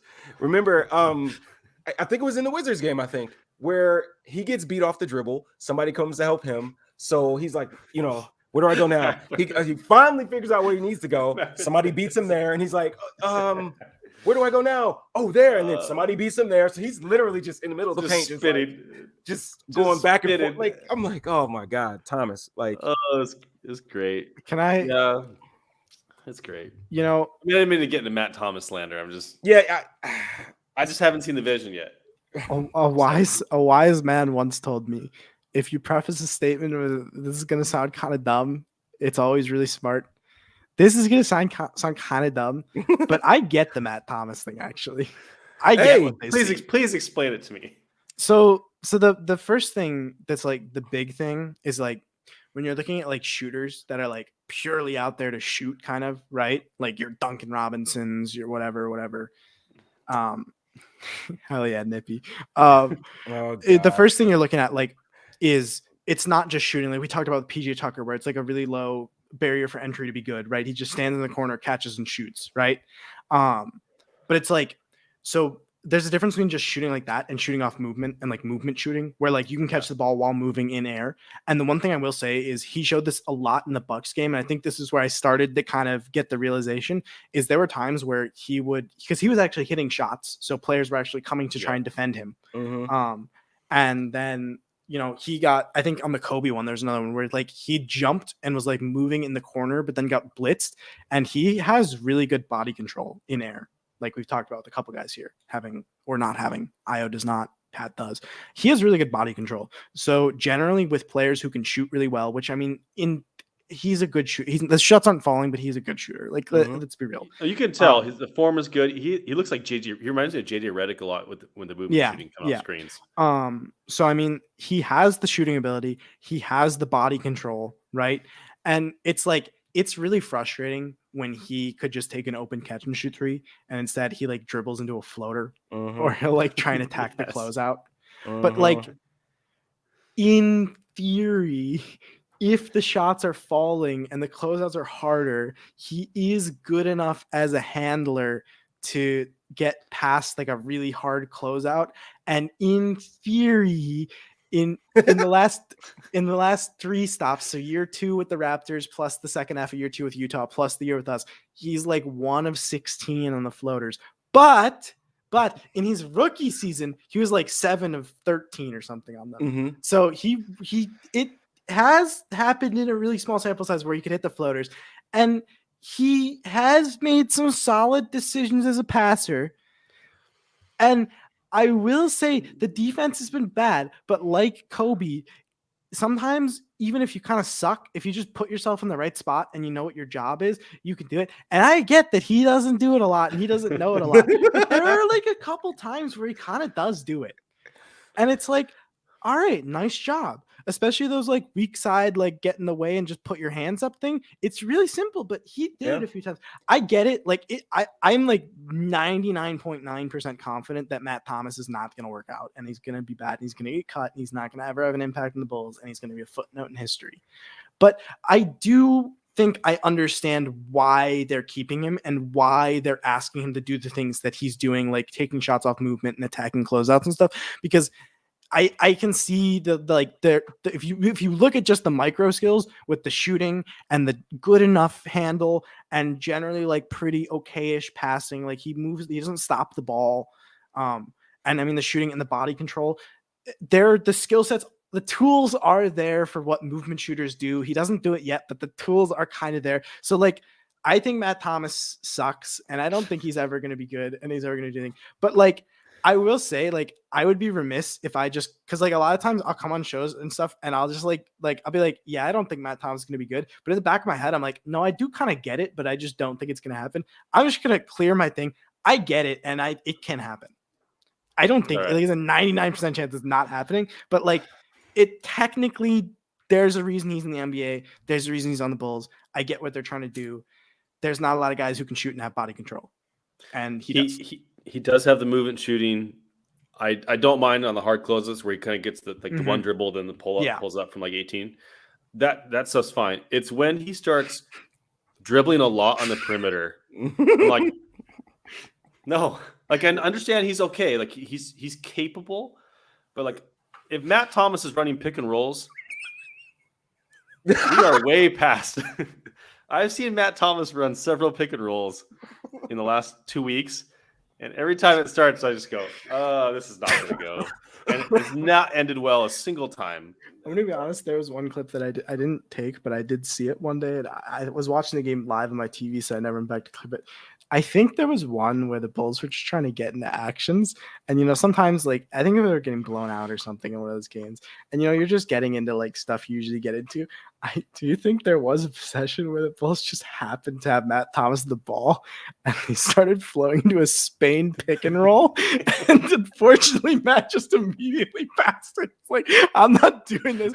But I do think there was a game where we were down by like 40 and we initiated a stack PNR for Matt Thomas. Like, bro, this is not the time. I mean, even down 40. This is it's just probably the Warriors, right? Yeah, that's not a developmental TV. Rep that like no, I'm gonna be honest, like there's things like his movement shooting that like you want him to be repping out and you're okay when you're down 40. I'm gonna be honest, optimize Matt Thomas, not running stack PNR. It's not a thing he's gonna That's be the doing. thing. That's the thing. So my biggest complaint is not that they have him, because I get why. But just sometimes it's like the Denzel Valentine thing. It's like you gotta like rein him in, give him a very specific set of parameters of here's what you're doing, here's what you are not doing. And I think he's sometimes just kind of like, and I don't think he means to do it. He's just kind of like reacting as it happens. Right. But sometimes he just gets out of that comfort zone, and I'm like, all right, Billy, you gotta. He's gotten better. He's gotten better at this, but for a while, like when he was really not making the shots, one of the worst things was like. I think like the whole thing was like, Matt, you're here because you're going to be able to shoot off movement and we want you to practice. Cause like you said, the movement shoot, I don't think the movement shooting is there. Like he's not good at the movement shooting yet. Like he had a couple possessions. It's like he has the tools to eventually do it, but it has not materialized yet. Right. But I feel like the gravity is further along than the actual shooting. Yes. I mean. And then, like, I think they told him like, you're here to movement shoot. And it was so frustrating. He would get the ball for an open catch and shoot 3, but he's like, no, I'm movement shooting. So he would move himself and make it a movement shot instead of a standstill catch and shoot. He's like, I'm movement shooting. So like you'd get the ball and open catch and shoot and then dribble and take a step and pull up like a movement. It's like, why? You were open to shoot, man. You don't have to do that. It was like, movement shoot. Yes. Movement. So one thing that with Pat, it just reminds me of Pat. Sometimes when he gets that ball in the corner, he'll get the shot, and he just automatically puts the foot behind him and starts like going into the dribble pull up, and you're like, you're open, Pat. No one's near you. He's like almost automatically just gets into that. I'm gonna fake and like, yeah, that's what Matt Thomas says is the movement shoot. He's like, oh, it's the same thing with Ayo. He's like, or Ayo, sorry. He's like he wants to attack a closeout. He don't want to shoot. Matt does not want to take a catch and shoot 3. He wants to hit the movement shot. He wants to be JJ Redick, Klay Thompson. I feel like the only 3 that like Ayo wants to take, no doubt, is when like it's a big 3. Like we need the 3. Otherwise, he's shooting that thing. Like to be honest, if it's a big 3, he literally wants it. Oh, for real? Second, he was bad. The second half, dude. Oh man, it's so funny, Larro. This is me in pickup. Me in pickup is Ayo. Like I already have like preset what I'm gonna do. When I catch the ball, I already need to know if I'm gonna dribble or shoot. Like I'm either gonna close out or shoot, unless it's like game winner. If there's like a game winner available, I'm taking that. Like I don't blame you. I want that shot. Because people always blame me. They're like, Chris, you missed every shot, and then you hit the stupid game winner. There was one thing that I did want to show before we got out of here. Let me. This has been so much fun, by the way. This has been so much fun. No, not Matt Thomas. No, moving on from that topic. We're gonna move away from Matt Thomas. I turned my screen share off. But it is. I think you brought it up, Chip, about Dallas, right? They ran a certain play that they continue to run all the time. It's literally every game. And they ran it, I think, one more before this one I'm going to show as well. But when I saw this in my head, I'm like, yes, Billy, because I think sometimes they could be a little bland in a way. Like it's, pick and roll, pick and pop, pick for DeMar, get out of the way, let him go to work in the mid range. And it's like, I thought, I mean, he balled, but I thought the Bucks had the right mindset in terms of what they were doing with DeMar, at least in the first half.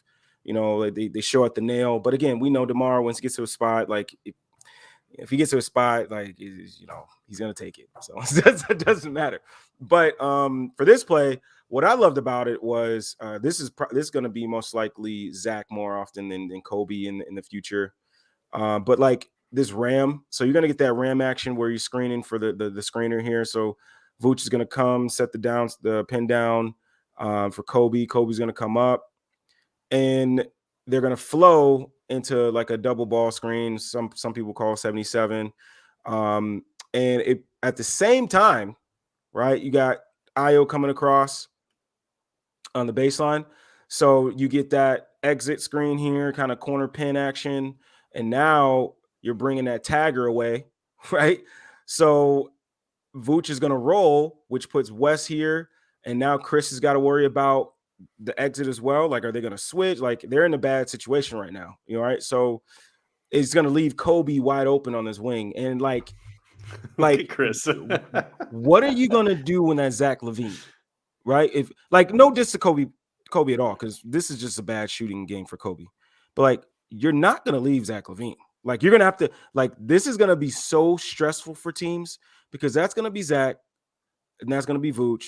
These teams are going to have to figure out how they're going to play that. And this is the stuff I want to see is like offensively. Like, yes, the 5-out, like screen, pop, roll. Like, I love that. But like, also I like having these types of plays where you automatically put a team in distress, right? Because, I mean, look at Chris Middleton, man. Look at Chris Middleton. He's like, I don't know what to do with my hands. No, like he probably, like they're probably scheming like, okay, we'll live with Ayo shooting, right? But let's say it's Caruso's out there, Zach's in Coby's spot, and Kobe's in Ayo's spot. Like, I mean, or that's Lonzo. Exactly. And this type, I understand why Dallas runs it a lot because I mean, you have such a damn great decision maker in Luka.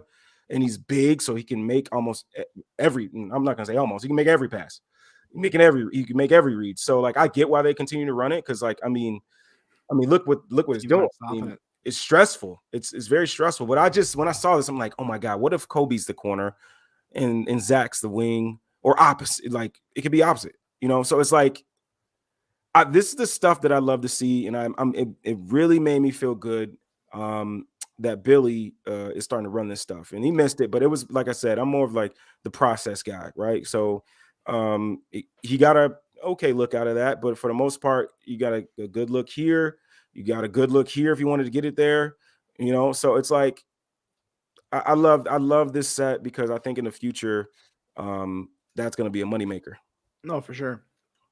And I mean, even when you talk about the little things, when Vooch rolls there, Vooch stops his roll to screen Wes Matthews so he can't close out on Coby. Yep. And there was smart player. There was a Tyler Cook play that I loved. I didn't clip it because I wanted to just talk about his defense, not his offensive stuff. Mm-hmm. But there was one where the Bulls put up a 3 and they missed, so they started getting back in transition, and like everyone's starting to move in transition. And then it was one of those long rebounds, and someone caught it, and it got out to, I think Ayo was open in the corner, and Tyler could pick it up work. He was like halfway back in transition, and the Bucks players were in front of him, and the Bucks players coming from like the half court line to come contest Ayo in the corner, and Tyler Cook goes to go screen him so he can't come back in transition and contest the corner shot. And I was like, dude, I love this guy. Yes. He's just like, what can I do, Ayo? What can I do to make this better? And he's like screening a recovering transition off a long rebound. It's like, why do you even think about that? He just looks silly doing it. It's like, I mean, that's pretty smart though. Yeah. That's what Caruso does all the time. He's just always the next thing. And we got so many smart basketball players now that do that kind of stuff. This team rocks, man. I love this basketball team. I mean, last year we had a lot of smart guys. Like we had Denzel and stuff, but this year, it's just like another level. Can I tell a quick story? Did you say what I think you said? Larro didn't even react, so I'm so last year I was looking when we were doing DeMar, I was looking at some like shooting stats. Like I was looking at shooting clips to talk about how like gravity can like advantage creation creates these open looks, and like I was looking at the shooting percentages when Zach was on the court and off the court, and DeMar was on and off, and how having that one guy who can create advantages does a lot for you, and the fact that the Bulls can stagger and have. So I was looking at like the play-by-play of every single 3-point shot when Zach was on and off the court to log them, to try and tell like what's from Zach's gravity and what isn't. And it ended up making me watch a lot of Denzel Valentine very closely.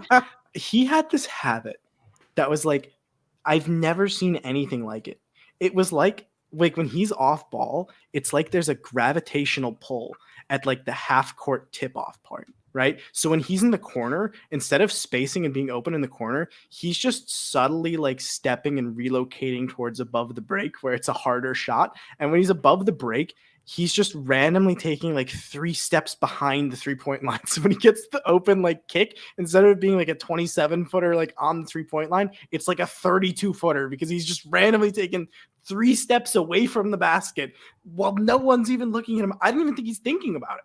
I think he's just like, it just happens. Like, it's just, there's a magnet pulling him towards the half court line. It's like the most, I was like, what is he doing? And I would just click like 3-point shot, 3-point. I watched like 500 shots and it was just Denzel, like just subtly walking closer to the half court line for no reason whatsoever. Amazing. Freaking Denzel, man. You know, his brother's the coach of Loyola, Mm-hmm. Chicago. Good coach.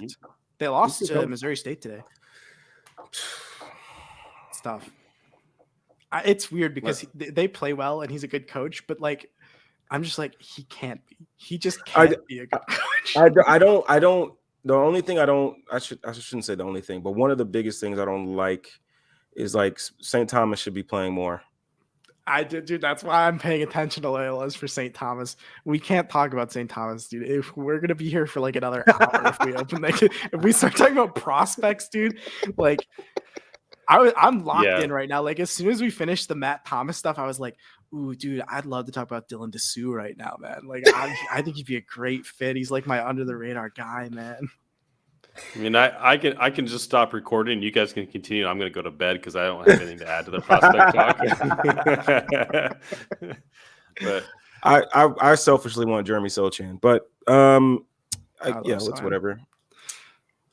I mean, he's not. I don't think he's going to fall to where we. I mean, to be honest, actually, Alex Caruso's injury is bad. But if it bumps us from like the 27th pick to like the 20th pick, we could get like Jeremy Sohan. Hey, that's kind of nice. He's good. He's good, Chris.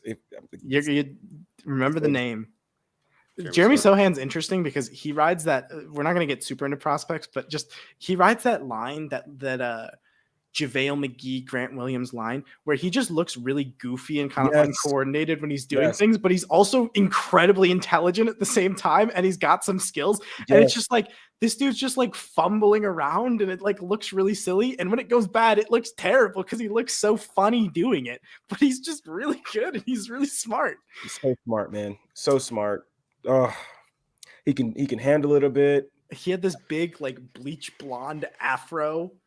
And he was just like goofily like fumbling around, but also making like incredibly smart. It's just I was able to see him 2 years ago, 2 or 3 years ago. I think it was 2 years ago. I was able to go see Lalomir play Bosco Prep in Indiana. Yeah. And I remember seeing him because I was there for Jaden Ivey. Dude, he just popped, you know. Obviously, Jaden Ivey's athleticism and speed popped easily, but like you were like, who is this dude? Who is this dude? At the time, I don't think he was as tall as he is now. I think maybe 6'5", 6'6", but like dude was explosive. He was pinning off the backboard with 2 hands, like making smart rotations. I'm like, who is he? You know, like we know he's going to Purdue. We know that guy is. We know Jaden Ivey. You know, but who is this guy? And they're like, sure. He's from Poland. I'm like, Poland? What's he doing out here? and my gosh, man, he was so good, man. So it's really cool to see him doing what he's doing. The only bad decision I've ever seen him make was shaving the afro. Oh yeah, he got that nice little, you know. But hey, man, you never know. Maybe he had I don't know, maybe some freshman hazing or something. I don't know. Yeah, I also like basketball players. Yeah. Would you say he's the best prospect on Baylor, Chris? I think I would. I was never brainwashed by Kendall Brown. But like Just saying. That's just. No, it's so funny. I never have done the big board thing. Like I've never, Yeah. Top 50, top 60, but I've always like mentally, Yeah. like, okay, this is where This guy's better than this guy. Right. But I don't know, man. You guys are going to be another hour talking about this. Okay, I'll just say on the Kendall Brown thing. For those who don't know, this is like a quick thing. Okay, Kendall Brown came out and like people were like, okay, maybe this guy can jump up, but he's probably like a late first round guy. He's like John Collins, like he's a power forward, like super mega athlete, right? And in like his second game, he had a triple double. Like 10 assists, like one-handed passes, interior passes, like everything. And all of a sudden, Kendall Brown shot up boards. People were like, Kendall Brown might be the best prospect. He's like John Collins, but he's like an insane passer. It was like John Collins plus like Luka or some shit. It was like crazy. Mm-hmm. And then since then, I think he's eclipsed one assist like twice. Mm-hmm. It's like he had like a triple-double against Nicholls State. And everyone flew him up the boards. And then it's like, everyone's watching. It's like, man, he's really athletic, but he's not a smart help defender. And it's like, man, he's really athletic, but he like can't shoot and he doesn't really do the passing thing. It's like he does nothing in half court offense. He's just a training cone standing there, but he's super athletic though. For real. I got brainwashed. I was like, this is the future. Like Sohan to me, like even when I was watching I'm sorry. Yeah, you killed me. We could do it. We could do it again later, man. But yeah, man. Oh, yeah, we will man. definitely have Chip back on closer to the draft because I know you guys.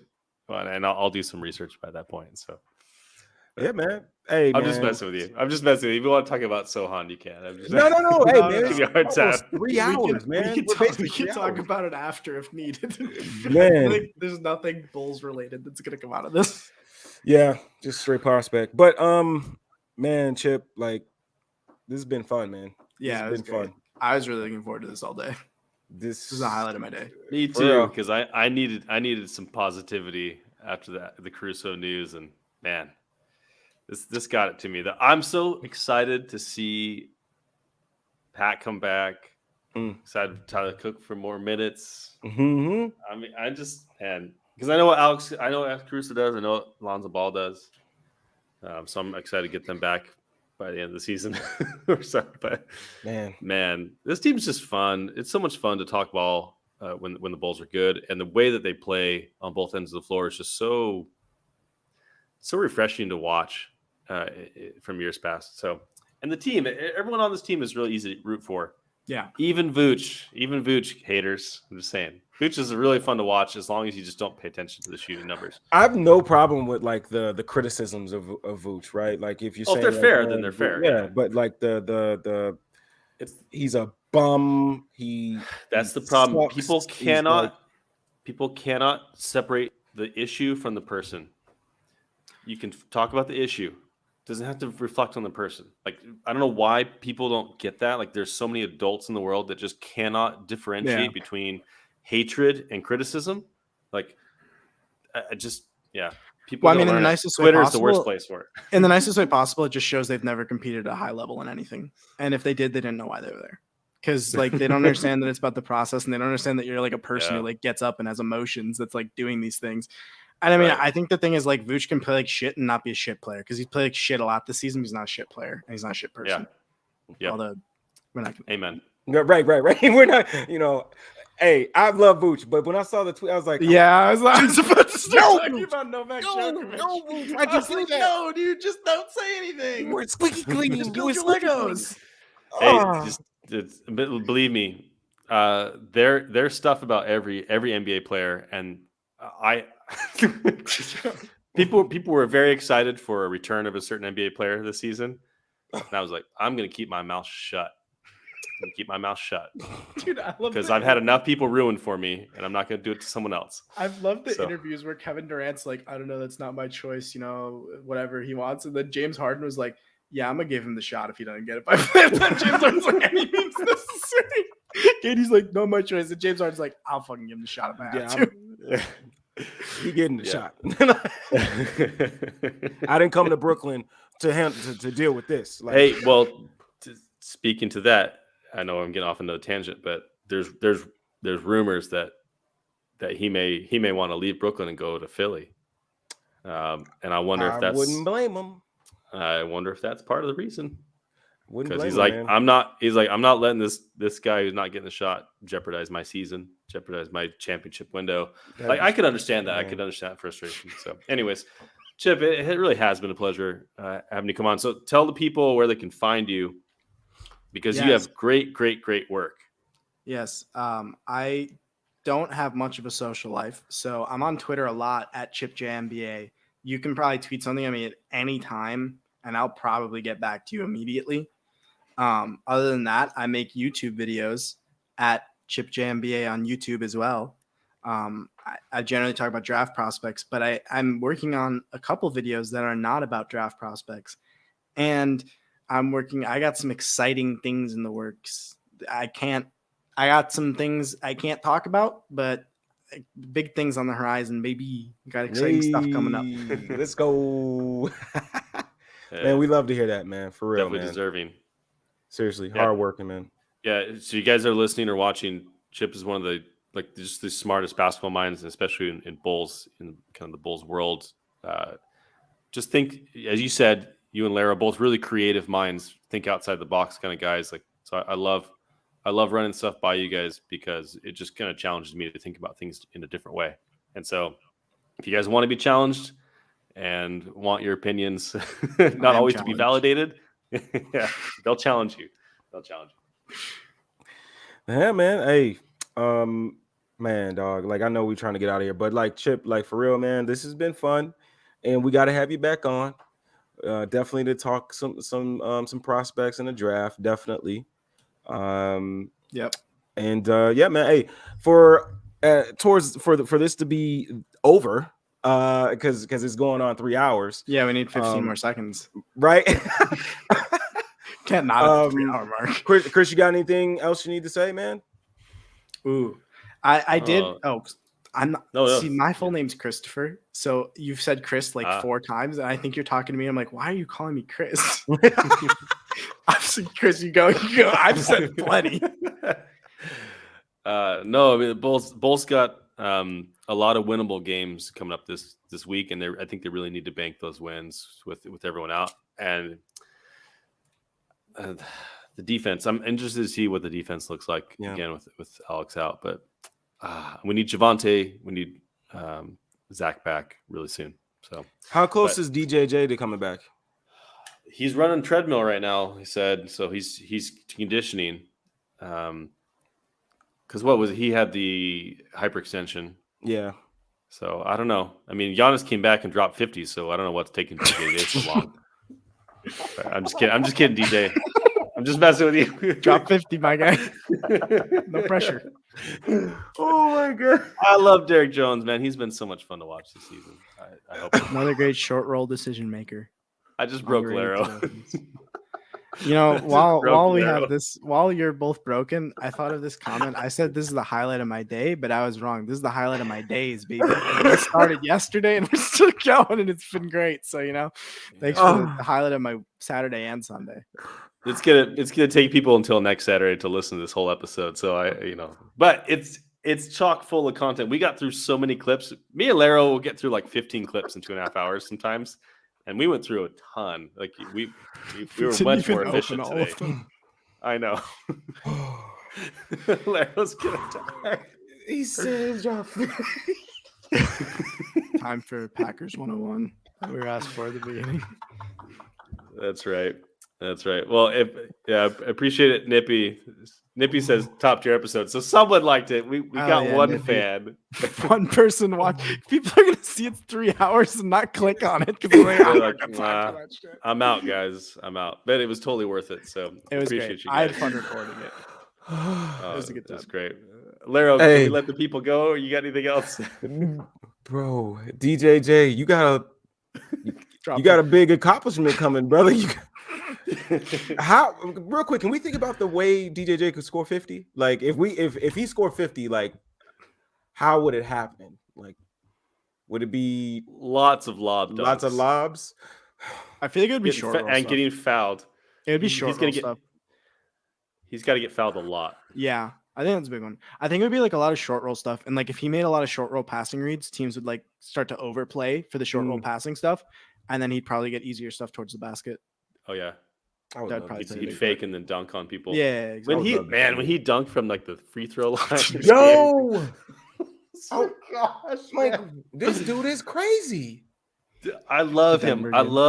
love players with audacity, and he's a player with audacity. Then no, I don't think there's anybody in the league with at least right now with as much audacity as Ja. Like Ja just does some things that like Yeah. he just thought it was cool to do that. Like he's my favorite player to watch in the league because he reminds me so much of Derrick Rose, who was my favorite player to watch in the league. Yeah, we might get canceled for saying that, but hey. But no, hey man, encore only. Right. My favorite player to watch. So you don't like watching him off court? Just watch. You don't like the way he looks or something? Judges tend to like throw out restraining orders if you do that kind of stuff. So we gotta end this. You don't have consent. Yeah, it's frowned upon. Ooh, that's a deep cut. And that is the name of the episode.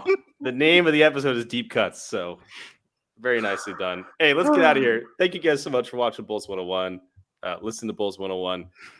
Check us out on the Barroom Network. You can find us on any podcast platform, on YouTube, Twitter, Twitch. You just look under the Barroom Network. Make sure to follow Chip Jones on Twitter. We got to get out of here. Hey! And a puppy cameo. Hey, are you still sending your stuff to John Hollinger? Huh? Yes. Are you still sending pics to John Hollinger? I stopped. Hey, John came around. He came around. Yeah. Good for him. Man. Good for him, as Nick Heiss would say. Limbo. All right, we got to get out of here. It's late, so 3 hours. Hey, I love it. I love it. We need to do it more often. All right, peace out, guys. Talk to you next week.